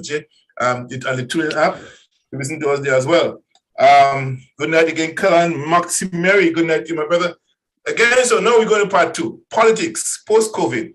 And I would like to, I'll go with Pastor Daphne second, but I'm going to do about first. And it just gives us a 2 minutes round, we go right around 2 minutes and then come back. But politics post-COVID, where do we go from here? Given the present world situation as evolving and going to evolve, the changes taking place, political agendas are being pushed forward, whether in the Caribbean, to North America, to Eastern Europe, we see what happened, the change, expecting change, people are making things happen, and people are afraid to make things happen, people are afraid to take chances. Politically, there are a lot of rumbling in the atmosphere. Where do we go post-COVID? What should we expect to happen, and what change can we create to let things happen in a positive way? Listen, there's a system in place that benefits the elites of the world. During COVID, the 1% grew their wealth by $8 trillion. Okay? There is no way they are going to change that system. It does not, it benefits them to maintain the system. So the so-called political leaders who sort of joined on to that bandwagon, talking about the new normal, talking about a paradigm shift in terms of how government responds to people, that was just talk during our darkest months. They are going to go exactly back to business as usual because that's what benefits them. The challenge, therefore, is for us as people to refuse to accept that and to say that we don't want that anymore, that we truly want to become owners of our own destiny, that we want to share in the wealth of our respective countries. There's this new thinking going around by some leading economists that no country is poor. It's just that the people are in charge are hiding the resources of the country for a select few. Okay, so how do we are going to have to increase our level of participation in the affairs of the state. And I am always very, very, very saddened. And I mean, I went through that for as long as I can remember. Certainly, I heard a lot of it in high school, who friends I had, and they would say, Delbert, you're too political. Everything is political for you. There isn't anything that you can tell me that happens in your life on a day-to-day basis that's not political. Anything. The church that you go to is political. It enjoys tax-free status. They allow them to build in areas that, ordinarily you couldn't build a home or any other building. The food that we eat is taxed or not taxed or taxed at a certain rate. It's imported from different parts around the world.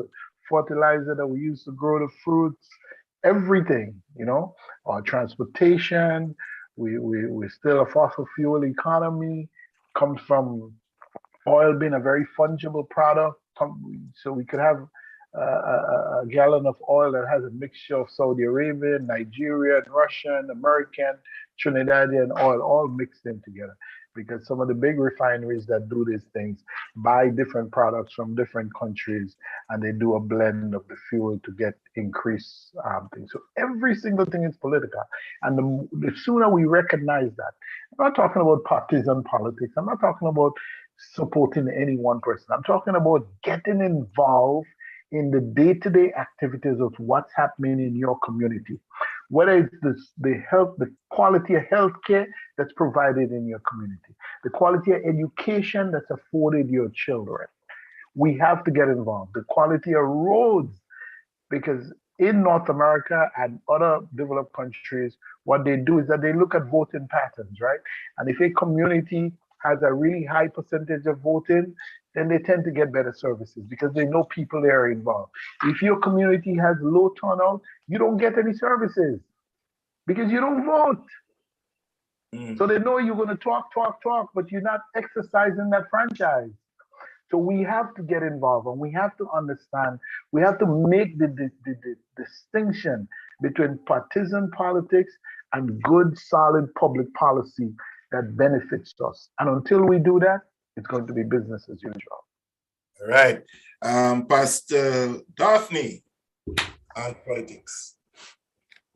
Someone. Wow. I'm telling you, this is Delbert, you hit the nail on the head. You know, when you say the 1%, I was looking at some of the WHO, the World Health Organization, and their global vaccine and post-COVID, and they're saying that they got 476,374,234,000 people still confirmed cases. Then from that they've from that the death toll, okay. they're showing us how many millions have gone. The last ones I got was about 6,108,976 people. But what got to me is the vaccines that they sold. 10 billion. 925, which is almost 11 billion. 55 and 390 million.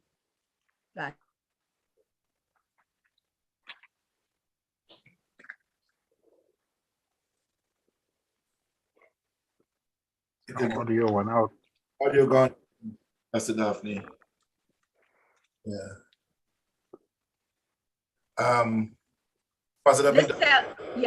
I see my internet, so I stopped talking right away. So this tells a story that in order to be part of this post-COVID, please get yourself attached to your government. See, the Bible says something, you know, the government is upon the Lord's shoulder. People who go into politics don't read that.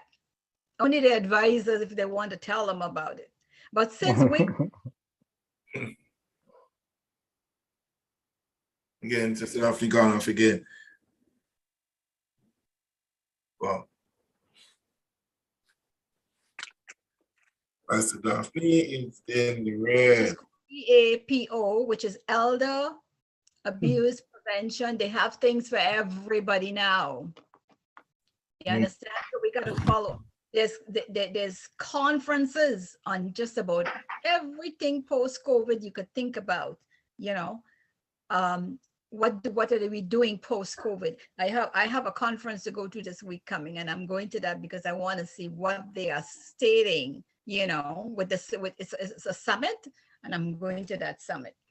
So it's all online, and we have the tools, you understand? We have the tools to do all these things right now. So the major thing is your voice. Yes, your voice. absolutely. Your voice has so much value. Your signature with that voice has so much value. It has a lot of power that goes with it, you know, because when you call your MP and say, hey, my whole community votes, we got you there. What are you doing for us? Right. You know, our children are out in the streets. I am voting, and all their parents and their aunts and uncles voting. So what are you doing for them? What can you do for us? It's not what they can do for you. What can you do for me and my community? And that is where we're lacking, because we sit back and watch, and it's like Black Americans did something that was so crazy. President Biden had not just one term, but two. And they waited until he was out of office to complain. How many of those groups wrote letters to him? He cannot sit down and say, well, I'm Black and my people are out there. Let me go and do this, and this for them. He can't do that. He'll be under perjury. You know what I mean? You got to write letters to your MPs. You got to call your MP's office and make demands on them. You know, I am voting. I'm a voter. I have a voice. Our community is lacking A, B, C, D, and E. They're not doing it. And, you know, a lot of people, when you tell them that, it's like, oh, you know this, you know. It's not about knowing. You need to know what's going on in your country. You just can't wake up in the morning, go to work, get a paycheck, and be satisfied with that.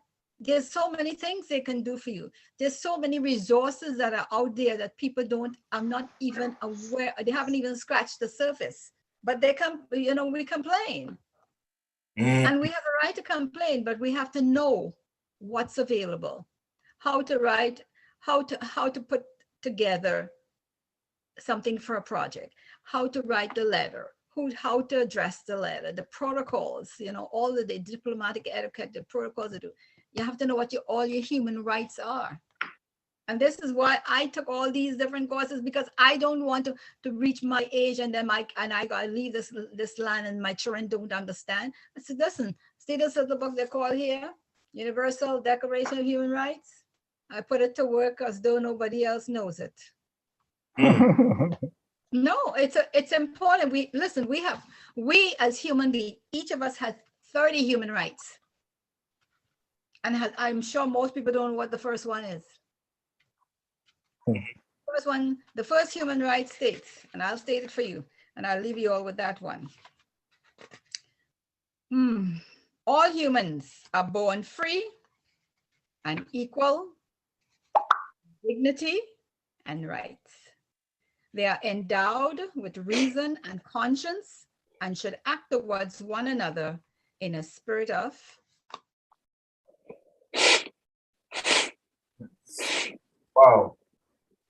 Wow. So I know Charmaine, we had Delbert, Pastor Daphne. I'll come to you now. I know if get together. Yeah, your friend there. What's her name? iPod. The person with the iPod. Oh, it's Gabby. Gabby. Yes, how you doing? I'm doing good. I'm not seeing your face. Can you show us your face so we can identify who you are? See you. Well, yeah. Well, how do I do it? Just press what? You press the camera. The camera? I don't. Yeah, on the bottom of your screen, you have a little camera. Click the camera on. Camera or video? Yeah, video. You see me now? Yeah. No. Wait. You see over here? What should I do? Oh wait. Let me see if I see a camera up here. I think well, we got your name now. Are you using a phone, Gabby? Excuse me? Your phone or laptop? What are you using? I'm on my iPad. iPad. Oh, here you are. Beautiful. All right. We love to see the people you're talking to. Nice. Okay.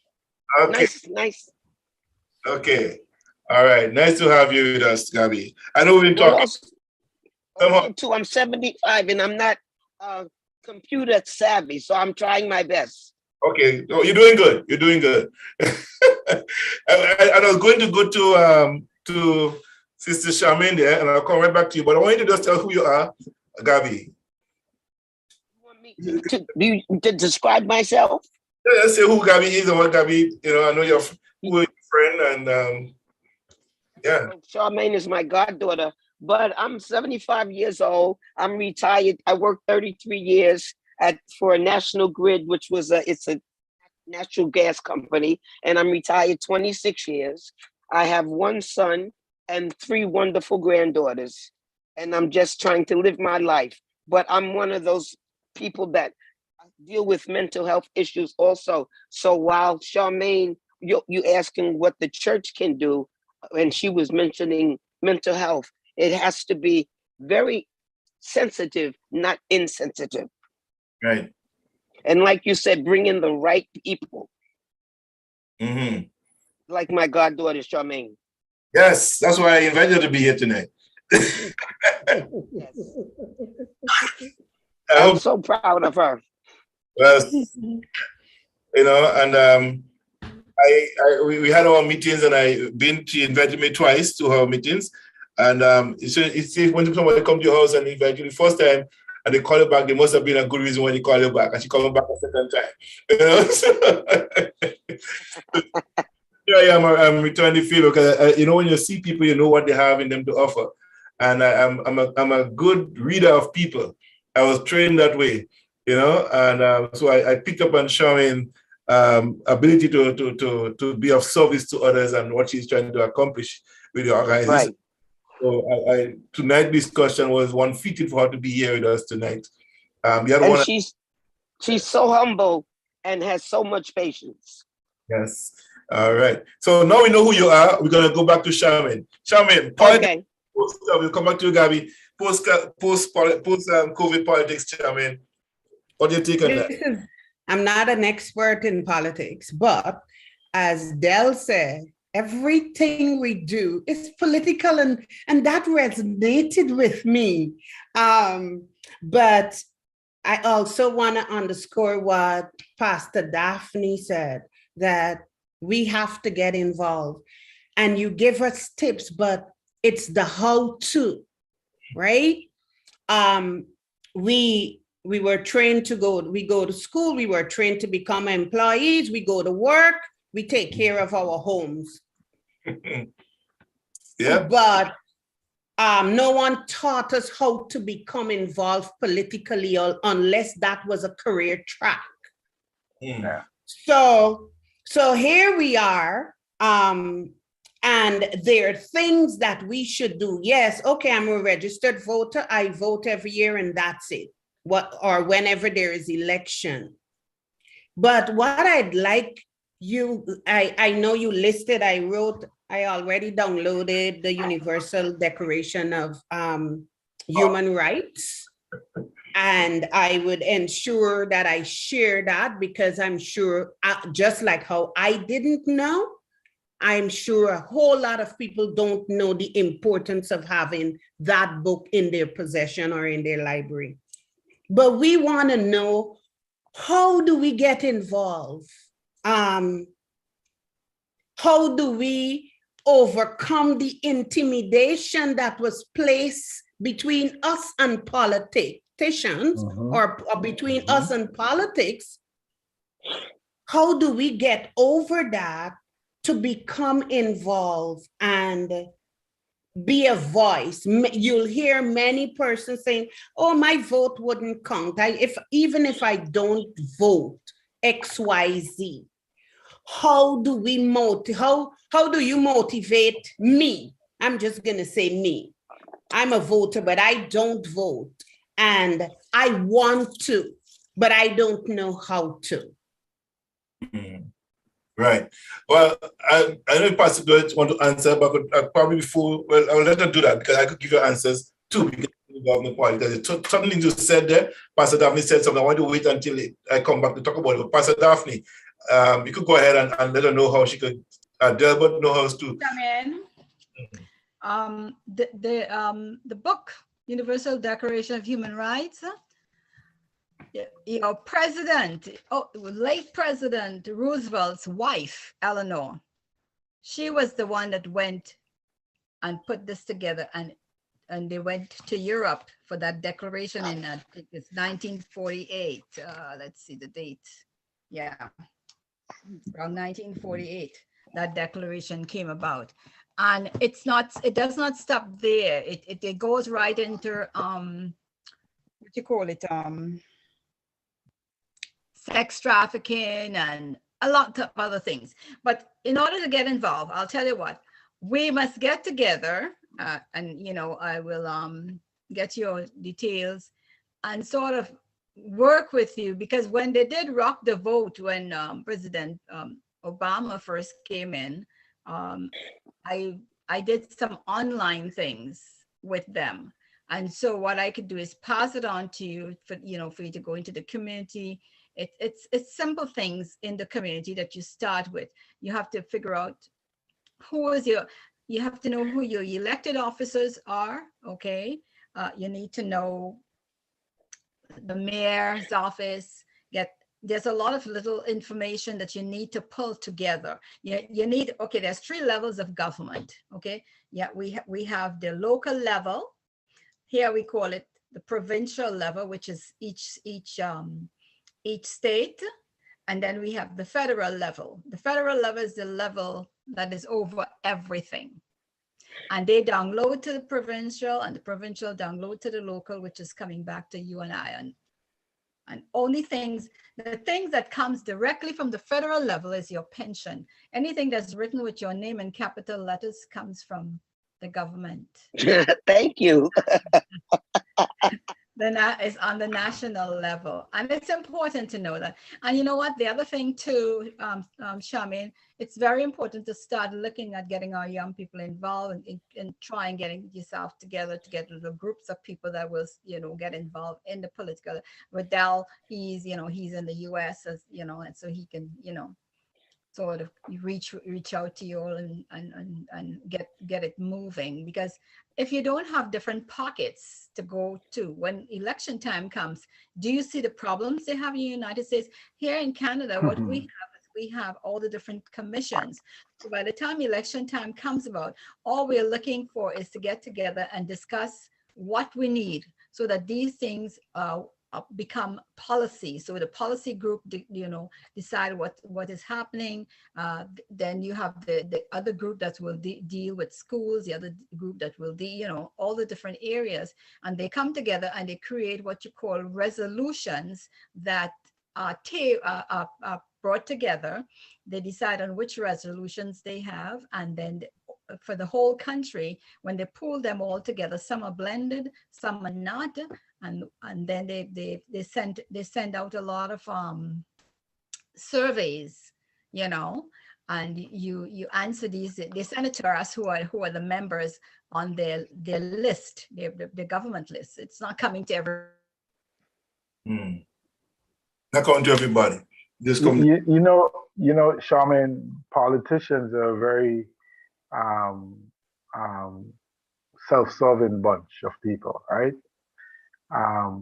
Today, we're talking about, and it's all over mainstream media in the United States and North America, and certainly worldwide, about preserving so-called democracy in Ukraine, right? Mm-hmm. The US Congress in the last 2 weeks have come together and almost unanimously passed bills totaling almost $20 billion in arms. All right. Yes. Where to get the money from? Arms is profitable business for the elite, right? Oh, it's money for, They're talking about preserving and protecting democracy in Ukraine. But the same Congress 4 months ago could not come together to preserve democracy in the United States. Okay?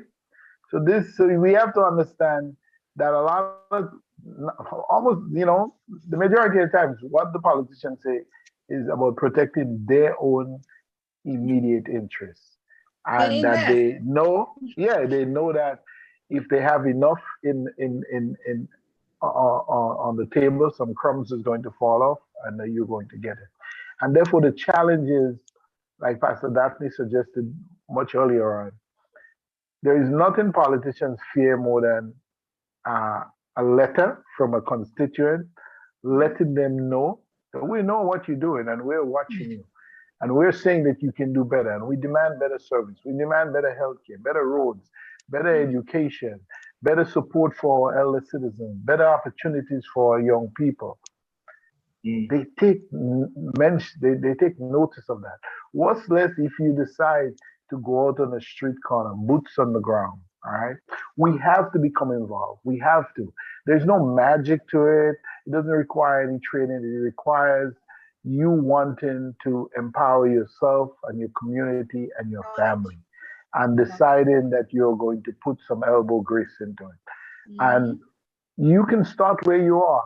Trust me, you're going to become better at it. You find the correct reading material. There's a lot of materials out there from some really good organization on community activism and how to petition your government, how to get involved, how to get them to listen to you. And we do this on this platform, week in, week out.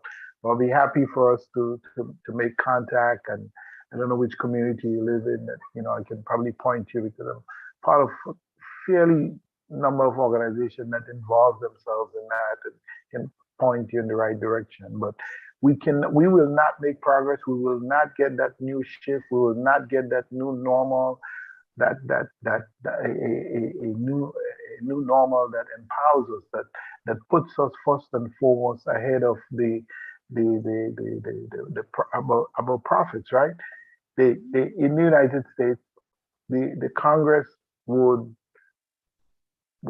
spend months debating $1 billion here or $1 billion here for schools or for health care or to help with the Pell Grants or anything.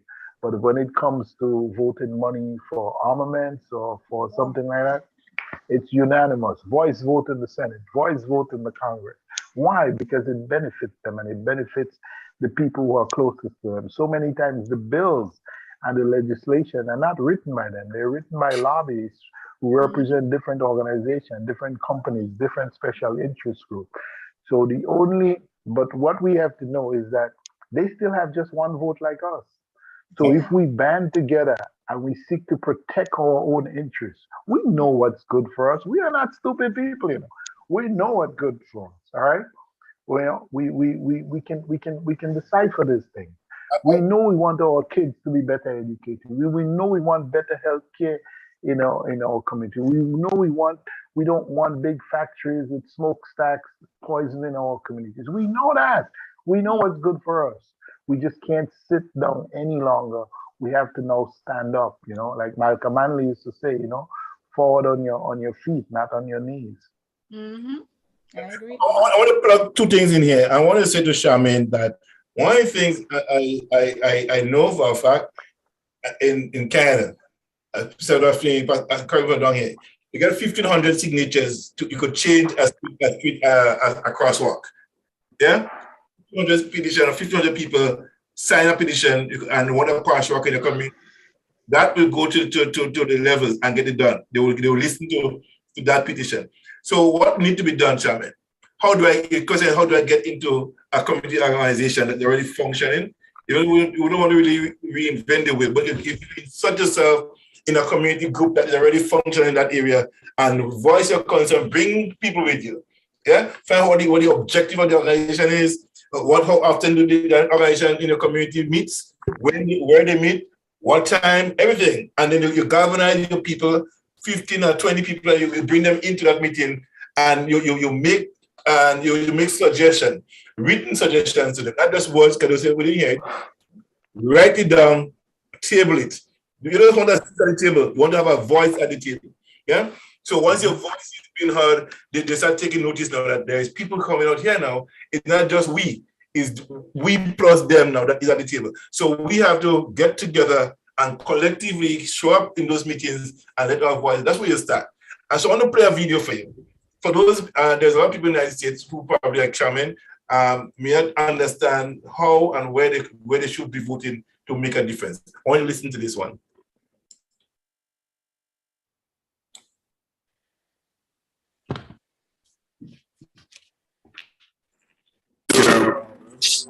That's why I'm voting for Obama back in 2012. I remember that's when I had hope. He was saying, yes, we can. Everybody got less food stamps. When I turned 21, I was still broke. I'd never vote again. I don't think I ever had a president make my life better. Did it all on my own. Ain't no politician ever do a nice gesture. I don't even know the man's name. I ain't never seen him one time ever. Tell me how she gonna help the city. What I'm supposed to do, write letters? What I'm supposed to do, blame Trump? He ain't never really gave a Trump. Ain't nobody raised minimum wage. None of these jobs pay enough. I think they just want to keep us broke, cause they ain't putting nothing in place for us. This how all my people feel, but we gotta learn. We complained enough, let me change it up. Everything I just said, everybody I know think the same way. They don't want to see us vote, and we never do, so we see the same thing. But all our votes really do count, and they'll never really let it show. So now I'm finna break it down, cause if I don't, you would probably never know.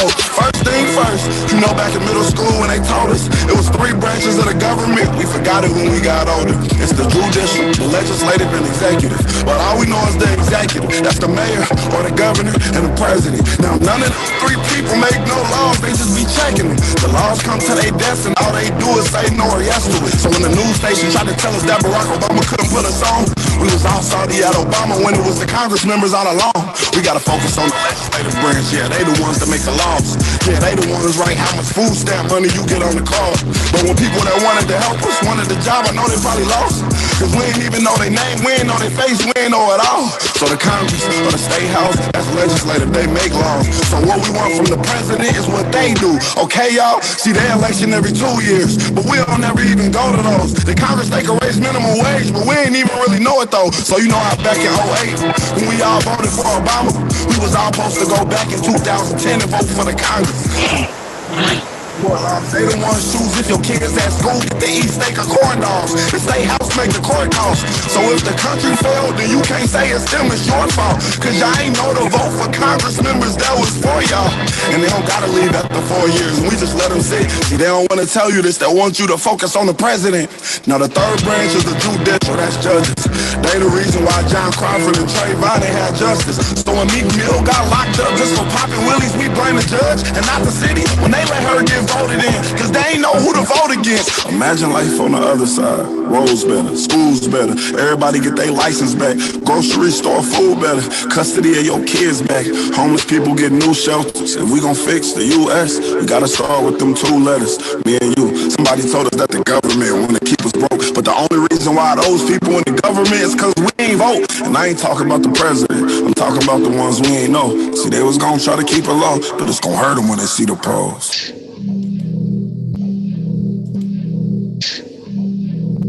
Yes. Thank you. I made myself the example because I worked for 20 years with the formerly homeless. And I've heard during elections, when you say to them, are you going and voting? You would hear some of the most silliest excuses. And some of it is because of ignorance. Thus I asked the how to, because we would say go, we will say do, but we don't teach how to do it. You know, how do you get involved? I mean, I attend community board meeting, but the community will have thousands of people, and if it's 50 people or 100, might not even be 50 people per board meeting. So it's the how do we encourage? How do we motivate? How do we engage persons to do and to become involved? Yeah. Well, thank you for that. I need to borrow that video. Yeah, that's one of the best videos that I've seen, because I especially like how he started it, because he started it like he was going in the other direction, you know. But he it was wonderfully produced. Yeah, you know, beautiful strategy. So yeah, listen, we know how to do this. So the question is now whether or not it's going to take some discipline, and Charmin, it's not easy, right? If it's easy, everybody was doing it, but it is doable. And the more of us come together, we learn from each other. We can learn from each other. For as long as I've been involved in public policy, every day I learn new things. I'm learning new things from my daughter, who I got, you know, involved very early. I instead of put down, well, you know, my wife used to say that when I said I'm home babysitting, she said, "You're not babysitting. This is your daughter." So I have to be careful when I'm sitting. But when I was home, when I decided to stay home and just hang out with my daughter, we'd sit up here, whether we're reading the New York Times, and sometimes I'm reading it aloud to her, or sometimes we're looking at some program on TV. And it's amazing what children remember, right? And I don't know, she was 3, 4 years old. She wants to know what I'm reading. I'm giving her the time. She's looking at it. She's saying it. Later on, when she was in high school, she got so thick that she actually got a scholarship from the New York Times to go in and learn to be a writer. And I look at my daughter now at 17 years old. The quality of her writing, I wish when I was 17 I could have written that. I could have written that way. I look at the words and I'm like, wow, you know, she's that good. But you know, What's his name was saying that the other day, John to us. Oh Lord, why his name is Toro was saying that one of the best guide to being a good writer is to read, you Yes. know. And I never bought a toy for my daughter. I only bought books. I say your mother is going to buy all the toys for you. I never bought a toy for her. And in the first couple of years, you know, she was upset with me. Dad, you never. I'm like, no toys, books, and you get clothes and food. That's it, you know. Today, this child will go through, you know, 3, 4 books a week, you know. And she told me become, you know, such a better person, such a better person. She has such a great understanding of the world at that age than I ever had. And it comes from reading, you know. I want to go back to something that the brother said in the video. In America, they make you focus on voting for the president. Yes? Yeah. The big white elephant is the president. Yes? So we attack and vote for the president. The bodies. That's where what happened every 4 years. Right? Every 2 years. Yeah. Within that happened every 2 years. So the judges and the legislators, everybody, that's what we should be voting after the president. And these are the ones that make the real changes that happen in your communities. And they make and pass laws and write a bill, they bring to the president and the mayors have to sign it. But deep down is the legislative body and the Congress. That's who we have to vote into office. That's the people, the policy makers. These are the people. Make sure that you come to vote in those elections. This is the most critical, most important vote you'll ever have to make. And that's why it's important to make sure that you understand your party. The electoral college deal with the president. Yeah. The other segment deals with the people to people. That's what the power is. Who goes to Congress to represent you? Who goes to the Senate to represent you? These are the votes that you have to be very, very careful about. Who your judge is going to be? Who you want going to pass in and make laws for you? And that's where it comes together to make it real, where your vote really matters. And the idea that one person's vote doesn't count. Ask Hillary Clinton that. One more vote per precinct. One vote, not 100, not 10, nothing. One vote per voting precinct in Pennsylvania, Michigan, and Wisconsin. One more vote in each precinct would have made her president. Yeah. One vote. You see how he put it? One vote per precinct. So everybody vote counts. But that was one. Becoming president, one thing. What happens when the legislative body have to be elected now? We don't go to those elections. We don't go to the one when they choose the legislative body, the Congress, the Senate. These are the crucial votes that support and pass laws and vote on things that the president sign off on. These are important ones. So it is important for us to educate people to go that level. On the northern border is kind of a different, but actually it's almost the same thing. Yeah? You vote when you vote for a president, for a prime minister, you vote for a prime minister, there's no electoral college to decide that. The people vote matters. Then you have the city council, excuse me, councillors, and so on. So all these different bodies is important for us to get involved in that. I know Sister that Pastor Daphne is trying to get me to run in my constituency here. And probably I'll let Genesis run, you know? Especially she's young. You know, you have to start very young, and you have to realize the prime minister, the national level, they have the mandates that they pass down to the next level in between, where all your community legislators and, you know, who is your local this and who is your local that, and then they pass down to the mandate goes from the prime minister's level and his cabinet right down to the next level. The next level now they disseminate it and they pass it down to the local level so that we have to distribute this. This goes to Brooklyn and this goes for New Jersey, and and it's based on your vote.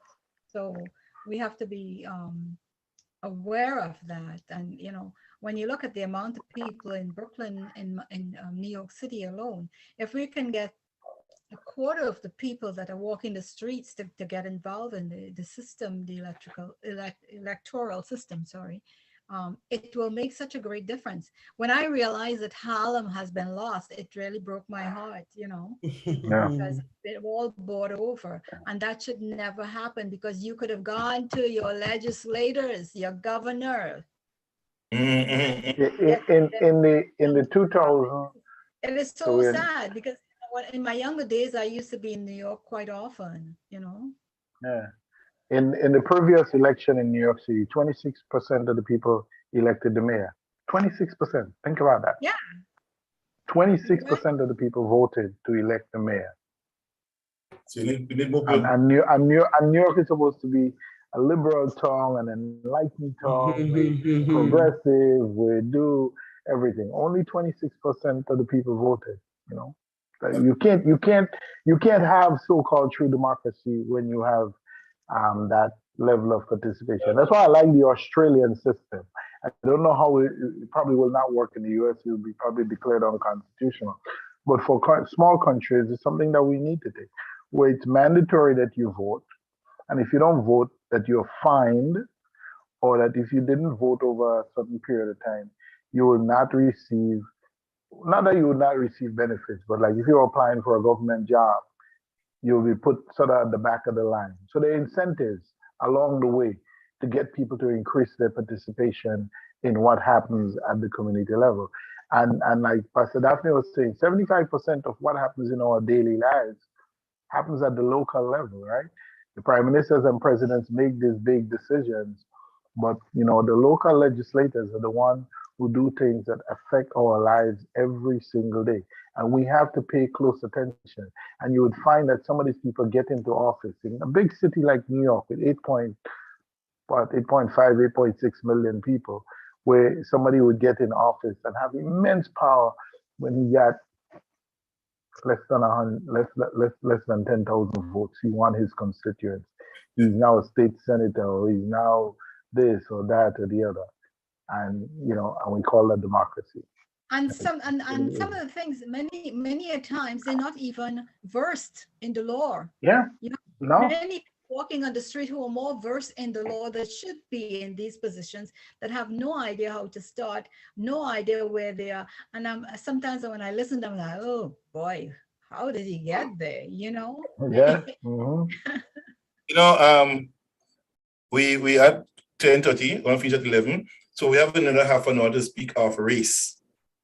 Right after COVID, post-COVID. Also, before we move on to that part of the race thing, I want to just go around the table here and just ask persons to just give the final talk piece on 2 minutes on what they think about moving in and getting involved in politics to make a change and a difference post-COVID. Deborah. Well, I think it's our singular responsibility. It's the only way we are going to get that new, we can't think or believe that we will get a different result by doing the same thing. So we have to have a kind of new activism. And earlier on, we spoke, both Charmaine and Pastor Daphne spoke about collaboration. Collaboration is going to be the key to moving forward. No single one of us have a monopoly on all the good ideas or have the best solution. But I can listen to you, okay, and you can make my idea better, or vice versa. So collaboration is going to be key. And one thing that I know is that when we win, we all benefit. So there's always enough credit and resources to go around if we have a winning strategy. So let's not worry about who is going to get credit for it and who is not going to get credit for it. Let's do the hard work. Let's collaborate with each other. Let's show respect, gratitude, and all those good things, right? And if we do that, and we truly believe in uplifting ourselves, our community, our family, that extended community, then we know that collaboration is going to be key. Working together is going to be the key. If you see me making a mistake, or you see me have an idea and you think that you can take that idea and think it is on me now to open up myself and welcome you. So I'm encouraging people who are involved in activism to do that, because You know, it takes a lot of ego to be in it too. You know, so we have egos. You know, and sometimes our egos get in the way. That has not worked for us. So now let us shelve our egos. Let's put it aside. Let's find common ground and let's move forward together. Yes, Pastor Daphne, the mic is. Yeah. So, you know, there's enough pie for each one to get a slice. Yes, You know, yes. so that we can make a difference as we go along in this life. And we must be teachable. Yes. You know, Mhm. we got to drop the ego, you know, the egos, you know. Some of us have super egos, and, you know, and some of us are still living with the id, and they still want to be in the super ego stage, you know. So, so we need to humble ourselves to get where we want to go. I know we are people that love ourselves, but we have to humble ourselves to get where we want to go. We got to get together, collaborate with one another, and be teachable. Because in order to learn, because some people you give them a slice, a slice, and they take a bite and they run with it, and then when they fall Yeah. down, they come back. Oh, you didn't do anything for me. No, you didn't do anything for yourself. Wait, you know, you did what you knew you don't know. So that's it. So be teachable and humble. We'll get there. Okay, Sister Charmaine. One of the issues in the United States is that most of our members of Congress and in the Senate are older, right?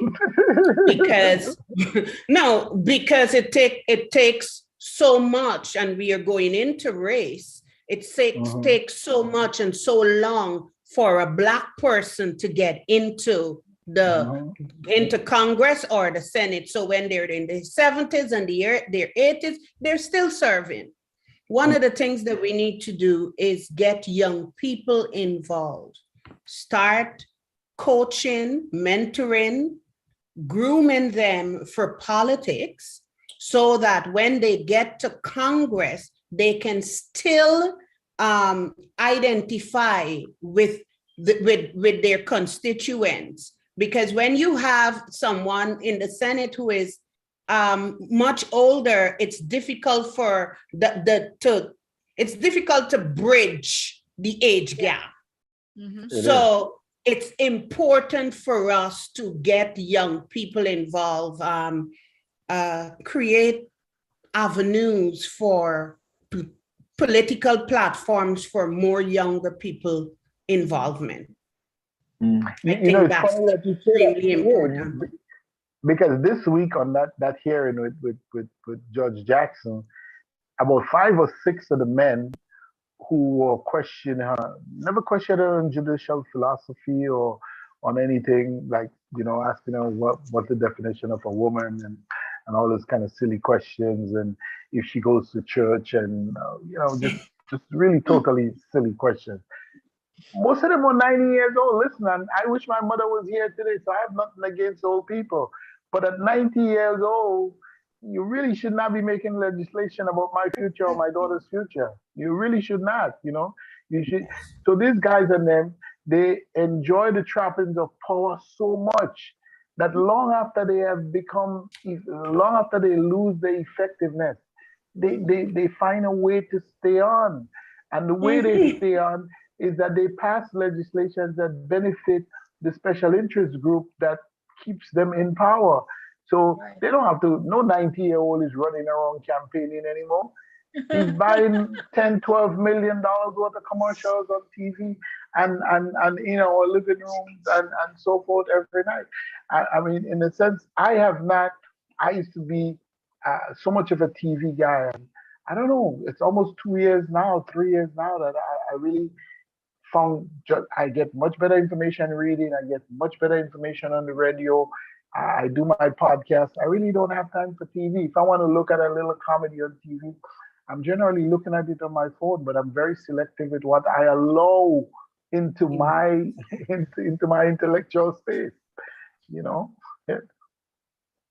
Yeah. Well, I want to go and move on, but before I move on to that song, go back to something that we talk about the age group, and I know in the grand politics we talk about ageism. We can't bring into the politics with the younger and the older. But it's important for us, Charmaine said it, and Pastor Daphne is doing this thing, is to groom young people, to get them involved in politics, your children, and let them know that they don't have to go to school to get education, to go to work for somebody, but they could go into business for themselves. Because the more economic power you have, the more you could decide what's happening in your community as well. So it is not having to become a teacher, but have economic power. If you read the book, I've read the book, Rich Dad, Poor Dad. Those of you who haven't read it, Robert Kiyosaki, Rich Dad, Poor Dad. A copy of that book and go realize that your power lies in economics, not really any other thing. And if you want to really, you gotta get in where the game changers sit. Yeah, they have to be part of the process, not just waving the flag on the sidelines. Gotta be on the playing field. That's where they play the game. And one, you gotta be in the operating room with the ops room where they do all the plan the operation and get on the field. The bleachers is not where we want to be anymore. We can't even on the bleachers. We got to go in on the field, on the table with a voice, no longer sitting down on the bleachers and waving a flag. We got to get on the playing field and be part of the process in the drawing room. So that's where we got to go. But before I do that, I want to play the Black Stallion song first before we go into this race.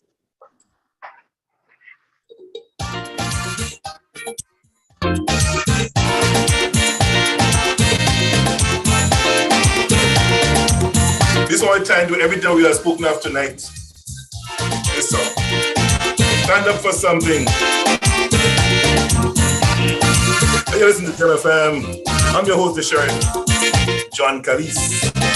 This is the Talking Point every Saturday night right here from 8 o'clock until 11 o'clock. You just stay lying and doing nothing. As the world over, you just a freeloader. Problems every day, you have nothing to say. You rather run and hide before you take a side. I tell you, stand up for something or you will die for nothing. In your whole lifespan, you never make one stand. Stand up for something or you will die for nothing. People dying every day and you have nothing to say. Stand up for something or you will die for nothing. Stand up, stand up, stand up for something or you will die for nothing.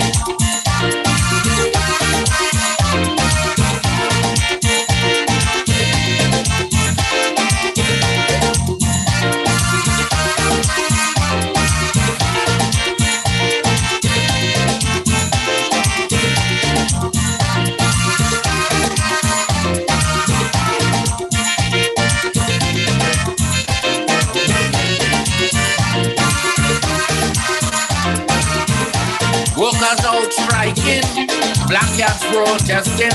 Before you join the fight, you rather brave the strike. Don't like the condition, so they fight in the election.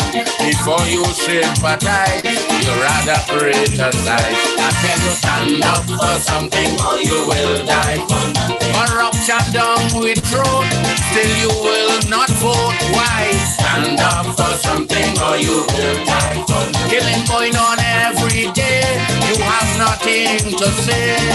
Stand up for something or you will die for nothing. Stand up, stand up, stand up for something or you will die for nothing.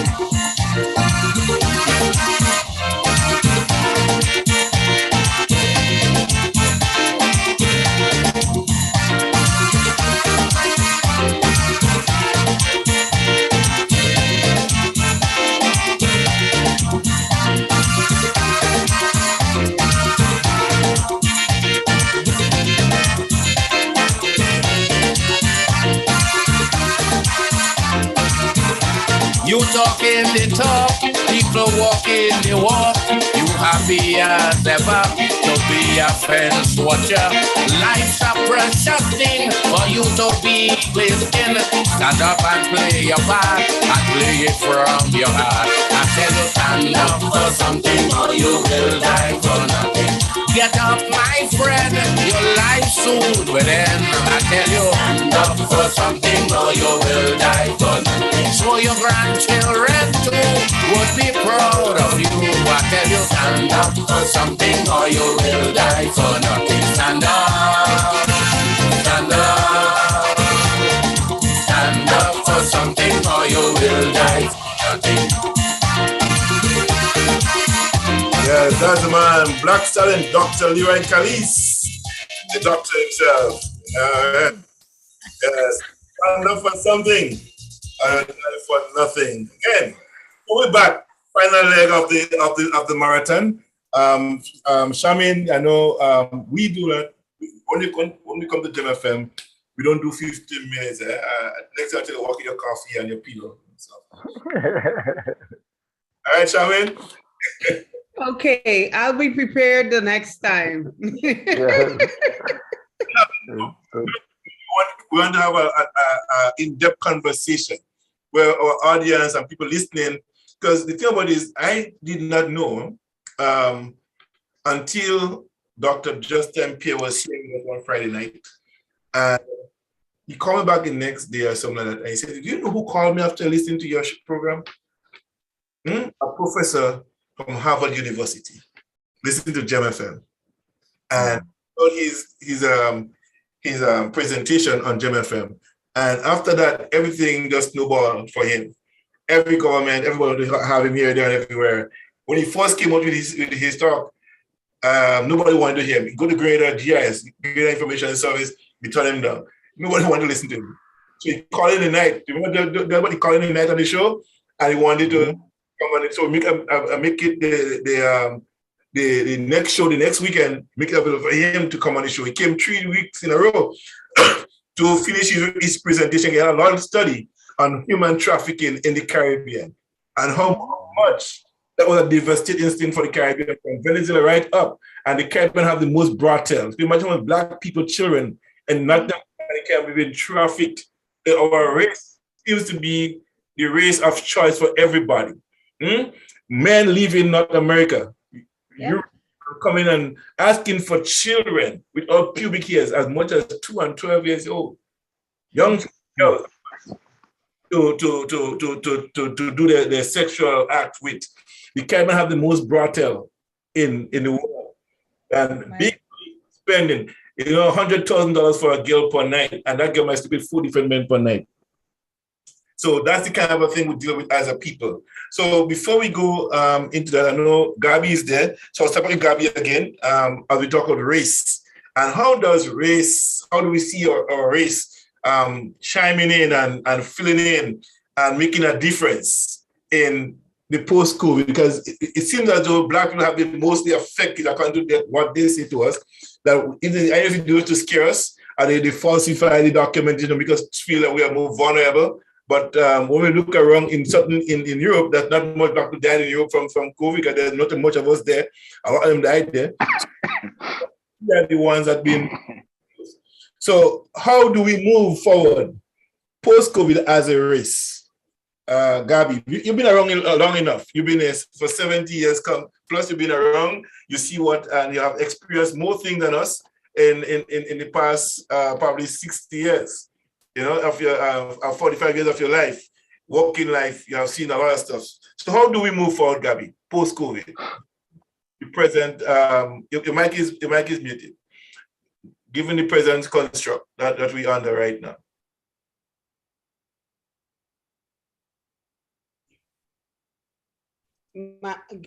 Margie, you're muted.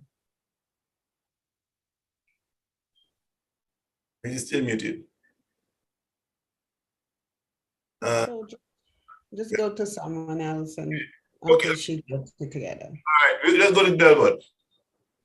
So listen, race is a complicated topic. We will give 50 minutes, yeah? So let us try to yeah.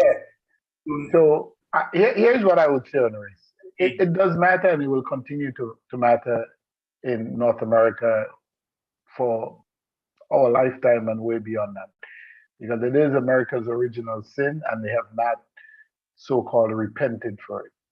But I think in the upcoming period, race is going to not necessarily matter less, but we're going to have to find ways to collaborate with other people.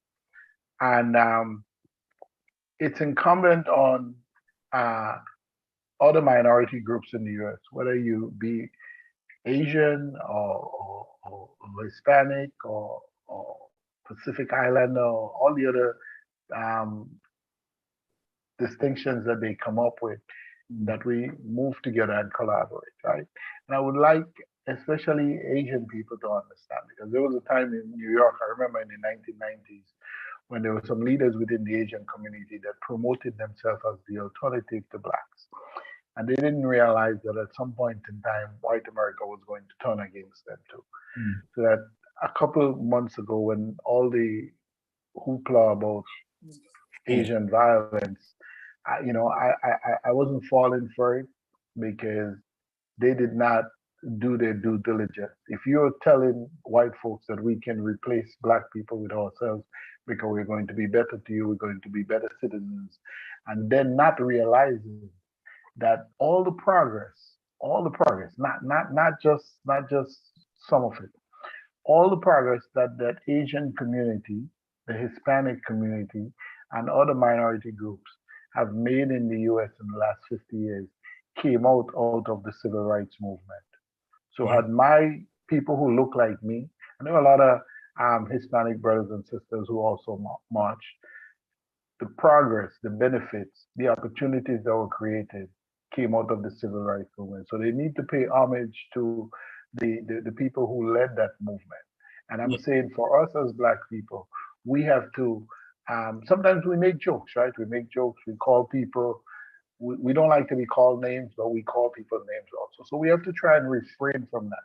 And we have to see the humanity in people, So I've been fortunate. I don't know. I'm sure I've been discriminated against. Nobody have done it up in my face, because I'm known to speak out and to push back and to do so very aggressively if I feel I'm being shaded. But I'm sure it has happened. I know I've had to work sometimes double as hard and more effective to get where, somebody who I saw had no talent whatsoever, So, but for me, it's going to be about collaboration, and collaboration along the lines of people who are in the similar socioeconomic structure, people who are negatively affected by the same things. Because when you go into, black and brown communities, you find very, very similar problems. And we want the same things. We want betterment for ourselves and betterment for our children. So let's be mindful and preserve our race, preserve our culture, tell our story, rewrite our own history, but also find ways to collaborate with the other minority groups. All right. Pastor Daphne, race, how do we embrace the new normal coming out of COVID? How do we face the challenge of transforming our material wealth, our economic empowerment, and so on? How do we transfer and become a better community? Okay, well, for me, they said it's back to normal, but I think this is what they call the reset. They haven't officially said it, but it's the reset of time. We have to be more awareness of who we are, how long we've been here.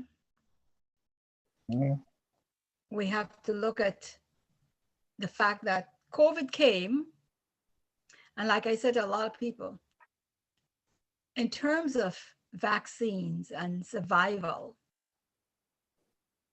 Africa has always been the country that they've used to test the guinea pigs. But yet, we have survived. And that should tell us something about our survival. And going forward, getting involved in the systems I would like to purposely engage people in the United States, which I am doing in Africa, to get involved. Yeah. Don't sell your land. Plant it, sell some, eat, and then sell the rest. You know, the good Lord has been good to you. We have to be deliberate in our involvement and our intentions to become involved. We have to go out of our way. We have to look after things for seniors. We have to look after things for our children. We have to, you know, it's one thing to say that why are we voting? But it's another thing to understand when you look at the populations. Okay, let's go population wise. Our population is high, but our involvement is it's zero. When you look at it, you know, you look at the Caucasian Americans. They are all in that upper age, and what we're not paying attention to because of this recent war with with Russia. They are getting the Europeans are coming back in. Right. I never look at it, but it's true. The second is we couldn't help the Haitians, but we could unilaterally take in 100,000 Ukrainians. Yep. On Africans.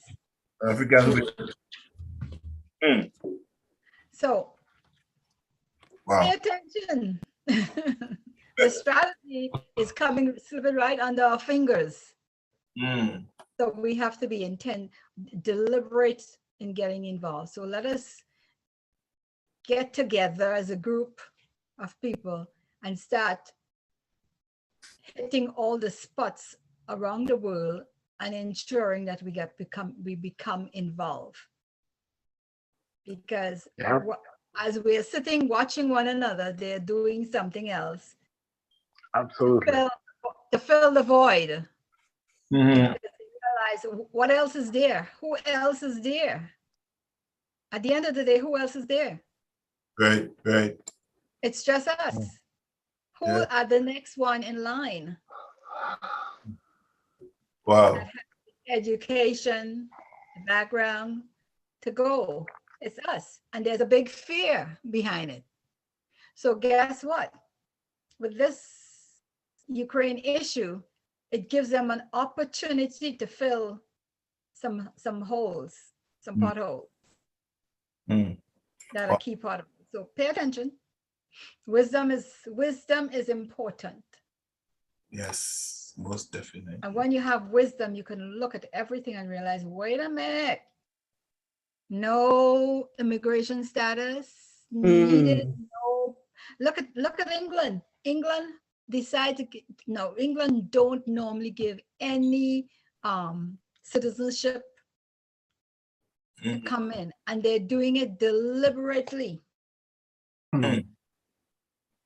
Yeah.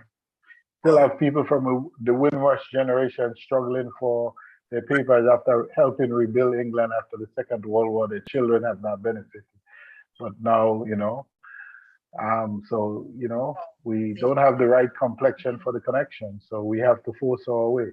Like Shirley Chisholm used to say, if they don't give you a seat at the table, walk with your own folding chair. We have to demand it now. Because you have the right to a seat. Yes. Yeah. You have the right to a seat. All right. So, and there was something else. I know Minister Mo wanted us to talk about something. When you come to the church now, we come to the church to realize that people in the church, I don't want to misconstrue what she said to me, but I just want to bring it out the same way it's done. She's talking about when we were talking about helping people in the church. She talked about some people are truly and honestly discerning, you know, and they can tell when someone has a need, you know. Yeah. And that happened in the Catholic Church, Tudel, because Mm-hmm. on my on my dad's side, they are staunch Roman Catholics, nuns and priests, you know. And I mean, when they pray, they pray. You're coming out of Yes. that. So she was Yes. talking about, you know, remember that, and Minister Merle had an instance where someone gave her $5 when she was desperately in need, you know. So now she gives to people in the church. When the Spirit tells her to give, she gives, and we still have to do that, you know. So she also wants to know how we support people, like when we send money for different people. How do we support them? Mm. You know, we have to talk about. So I'll keep that part of it another conversation for that. Because, I know, because we're coming to the end of this one, because so we'll continue with that the next time. But you know, involvement is most important. Charmaine, we have to get the young people involved in the middle ground and from the youth up, because there are groups that they can get involved. They'll do some research, and then when we talk next time, if I'm invited, we'll bring that to the table. Yeah. And we'll have and Charmaine, stop selling yourself short, girl. You came here, you have passion, you understand this thing a lot more than you're giving yourself credit for it. So I'm not living here feeling that you can do this, you can do this. Yeah, trust me, you can do this. I have seen people who does not have your understanding, don't have your passion, doesn't have your eloquence, doesn't have your smoothness, and have done things. So you're well on your way. You know, you just have to begin. You have to find the right people to collaborate with. Don't sell yourself short. Don't sell yourself short at all. Yes, humility is so important, and you have it. Yes. But you have all the attributes to add to that, you know. So absolutely, we support you. Absolutely. Yeah. Thank you. Thank you. Now your turn. Race. How do we evolve as a people out of the pandemic as a people of color? How do we do that? UNITY. Yes. Unity. Yes. Unity. I think that's the way out. And because for me, overt racism is what we've dealt with. Pastor Daphne raised a few examples about overt racism, and I think unity is going to get us as a people much further than individual. As a community, we can achieve more politically or as a race than individuals. I just want to mention that the contraceptive industry in Africa is $1 billion industry. Contraceptives, not malaria medication, not to address hunger and poverty. Contraceptives, and you want to ask yourself why. And I'll just leave that there. That's a whole. That's another can of worms we're gonna have to address at another time. But you know, listen, make no mistake. The elite, the political, there's been a coming together in the last 20, 30 years of the power elite in politics and in business. And they have an agenda, and that agenda does not include us.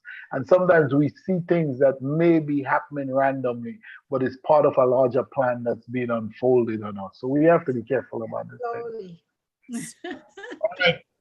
You know, that being said, Charmaine, I really appreciate you being here. For the very first time, I hope you bring more people. The next time we have again, we always have this talking point is every Saturday night. We should do it every Friday and Saturday, but I reserve that Friday for another grouping of people to use the Friday night.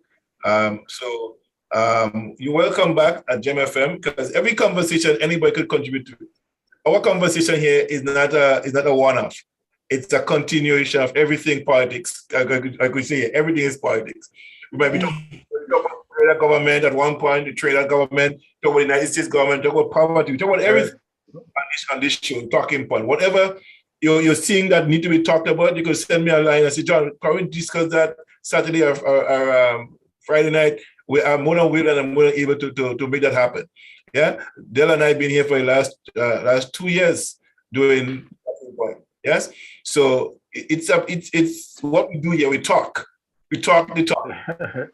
Is to take action and to make changes. And feel free to be part. Keep the link. Keep it handy so you know whenever we call you, you know you're back here. Because people are accusing me of not having enough female on my panel. So, listen, this is something that we have to guard against. I was putting together a list. I have a friend of mine who's an author and writer, and in Grenada right now doing some research, and we've been talking for the past 3 or 4 years, and she wanted me to put her in touch with some particular people from that revolutionary period that she's doing some research. And I started to put a list together of who I would think, because I'm on my way to Grenada in another week or so. And then when I got to about number 10, I'm like, oh my God, this is all guys. I knew a lot of women, so let me. No, I had to scratch the list off and then make an effort. So sometimes it does not come to us naturally. So we have to make that effort to include the women in what we're doing. They bring a fresh, new, dynamic perspective. They always do, you know. And when we're doing these events, when we're doing these things, we have to get their perspective. We just simply have to. If you had a home in your home and you decided, you know, I'm only going to deal with half of my family, I'm not going to deal with the other half, how would that be? So we can't do that in real life. We have to involve everybody. I mean, the strongest person I've known in my life is my mother. So I would be doing a great disservice to not have strong women be part of my life, be part of any conversation, you know, because she you know, yeah. So I'm just going to tell you one more time, just the overall view of what the conversation was tonight and what you take from it tonight. So we start with Charmaine. This was very, very, very good for me, because when I saw the topic, I was like, I don't like to discuss religion despite its church. I don't like to discuss politics, but you know, John invited me, and I have to be there, and I'm glad that I'm here because my bias of politics it's another time I'll share that with you guys, but tonight was very enriching. It's very encouraging. I like the different perspective on church and the post-COVID and politics and the post-COVID and race in the post-COVID, and just want to go back to church. There is an author, she's a historian, an academician, Dr. Elaine Pagels, and she wrote quite a number of books. Usually, I think John alluded to pastors, you know, some of them, let's say they get the call and they just want to go preach and they're not being trained. But when you read her books, the historical facts that are included, biblical historical facts, gives you a different perspective. So I just want to leave that with you, and I'll be here again. Yes. Yeah. Yes. The door is open. My wife used to always say, my late wife say, if she invite you in the house once and show you the washroom is, you're no longer a guest. Thank you. Thank you for having me. And thank you to my co-hosts, Pastor Daphne and Dell. You made me comfortable. Thank you. You're welcome. You're welcome. Anytime. Absolutely. We had a lady here 2 years ago, and she said to me, was 2 o'clock, going to 1 o'clock in the morning. We start 8 o'clock. And you remember the lady who owned the factory, the chocolate factory, Belmont Estate? The lady. Yeah. Oh, yes. Came in here. And she expecting to spend 50 minutes to talk about your business. I say when you hear radio and TV, it's 50 minutes they're giving you. She got her coffee and her tea and started saying, I'm home. She just felt comfortable. Because now she talk about her business, explain her business in a bigger and a wider, take more time. To rush and pull points here and there. You could just sit down and have a good conversation and talk about her business, and people could understand where she's coming from, how she grew into what she have, and how she intend to go forward instead of a 50 minutes TV clip. And she was really happy that we give her that 3 hours of time to sit down and just talk. So she was, and she brought a friend with her too, so we had a good conversation. So that's what we do here. We don't just want to give you a song bite, we want a conversation, real solid conversation. So again, that's what we do here. Pastor Daphne. Oh. Well, in closing on my end, this was an amazing way to spend an evening in the company of the things that surround us in our day-to-day life, our race, the issues, the ups, the downs, what next, and how to. And that was from Sister Charmaine. Want to know how to. Being part of what is happening, what is taking place from today on, from this week on, we look at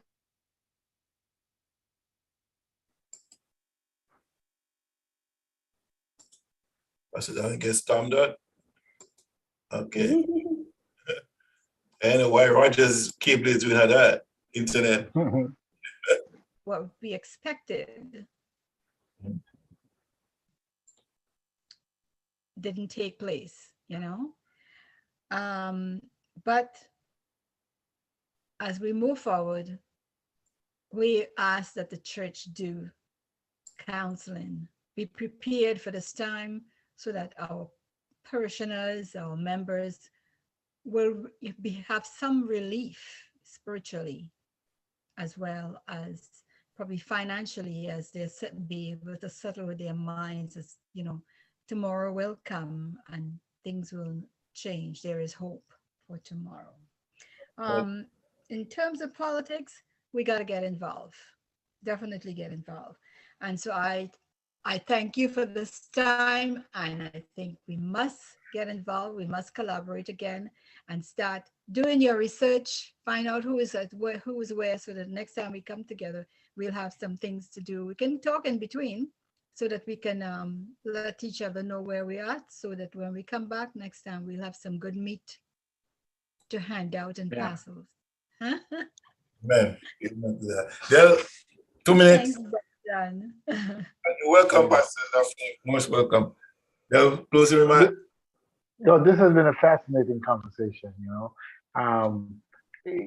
Let's say tomorrow somebody asks, "Hey, Del, what you did last night?" And I say, "Listen, I was on the radio," which a lot of people know, but describe the conversation. And some people kind of, "Yeah, you didn't go out to dinner." No, this is food for my soul.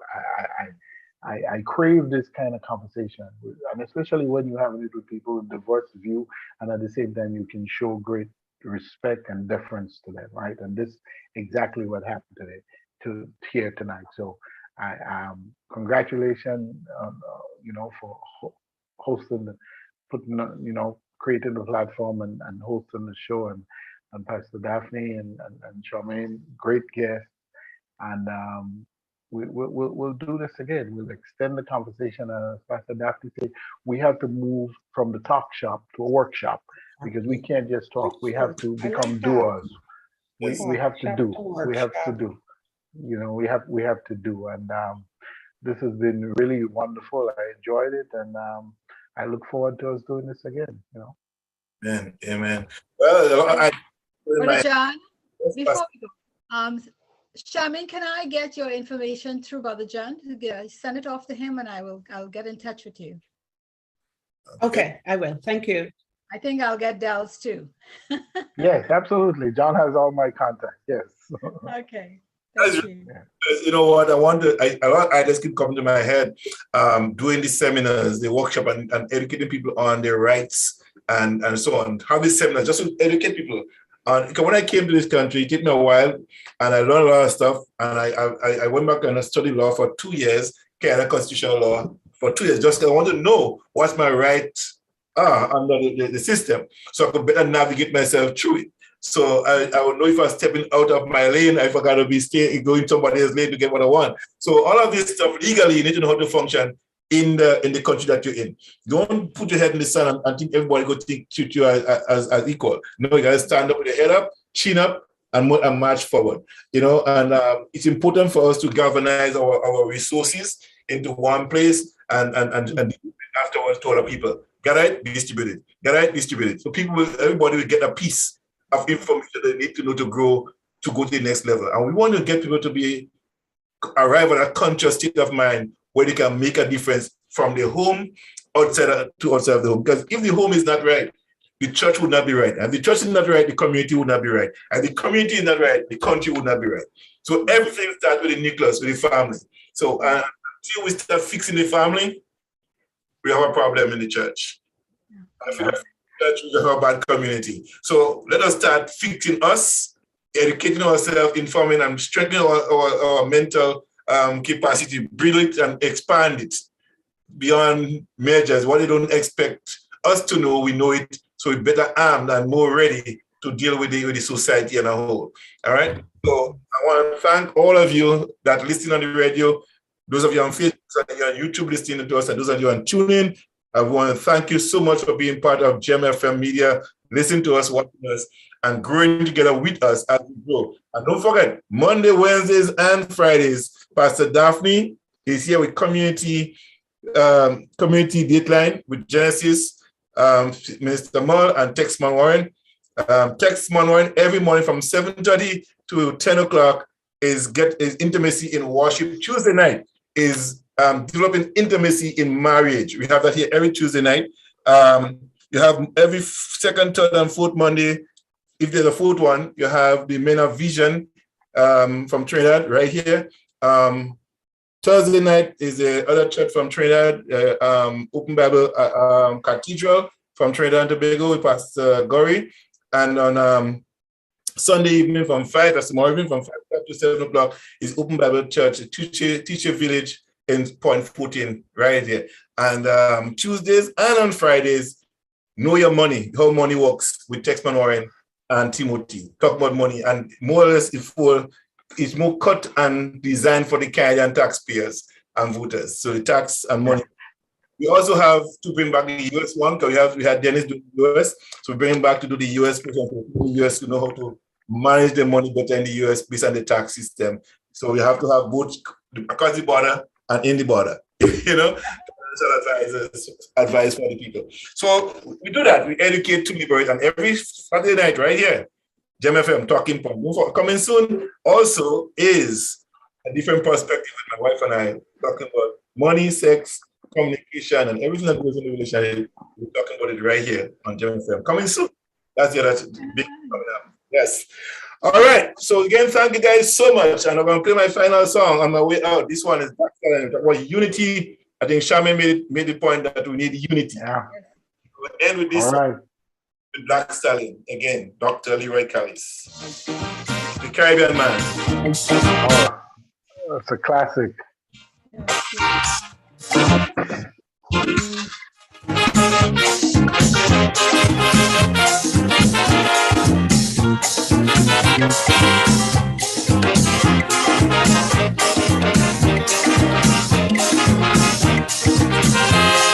You try with a federation, the whole thing end in confusion. Curriculum and then character, but somehow a spelling disaster. Mr. West Indian politician, I mean you went to a big institution, and how come you can't unite 7 million? When a West Indian unity, I know it's very easy. The If you only rap to your people and tell them like me, then it's one race from the same place that make the same trip on the same ship. So we must push one common intention. It's for a better life in the region for we woman and we children. That must be the ambition of the Caribbean man, the Caribbean man, the Caribbean man.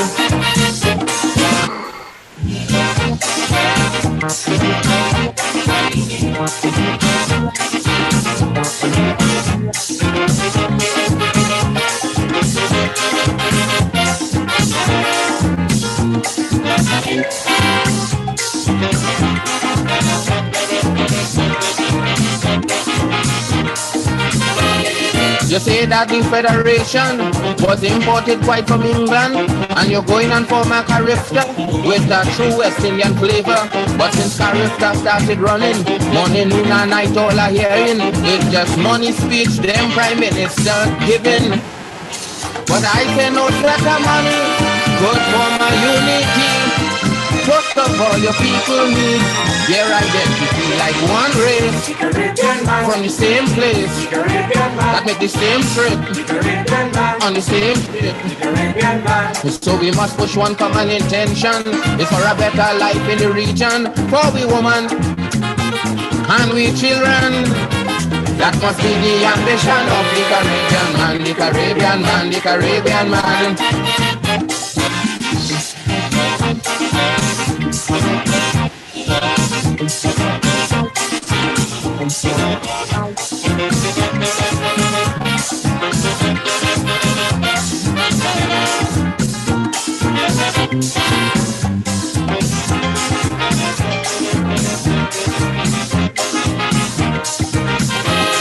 CARICOM is wasting time. The whole Caribbean gone blind. If we don't know from where we come in, then we can't plan where we going. That's why some want to be communist, rather some want to be socialist, and one set a religion to add to the foolishness.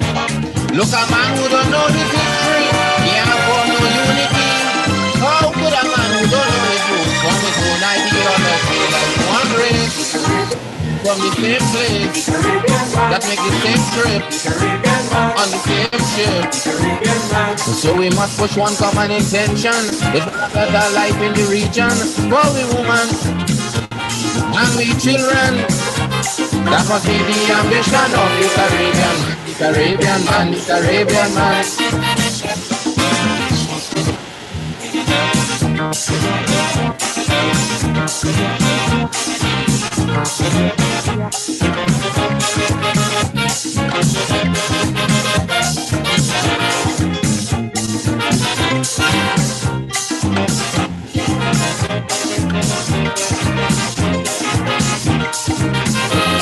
The Federation done dead, and Carista going to bed. But the cult of the Rastafarian spreading through the Caribbean. It have Rastas now in Grenada, it have Rastas now in St. Lucia. But to run Carista, getting question.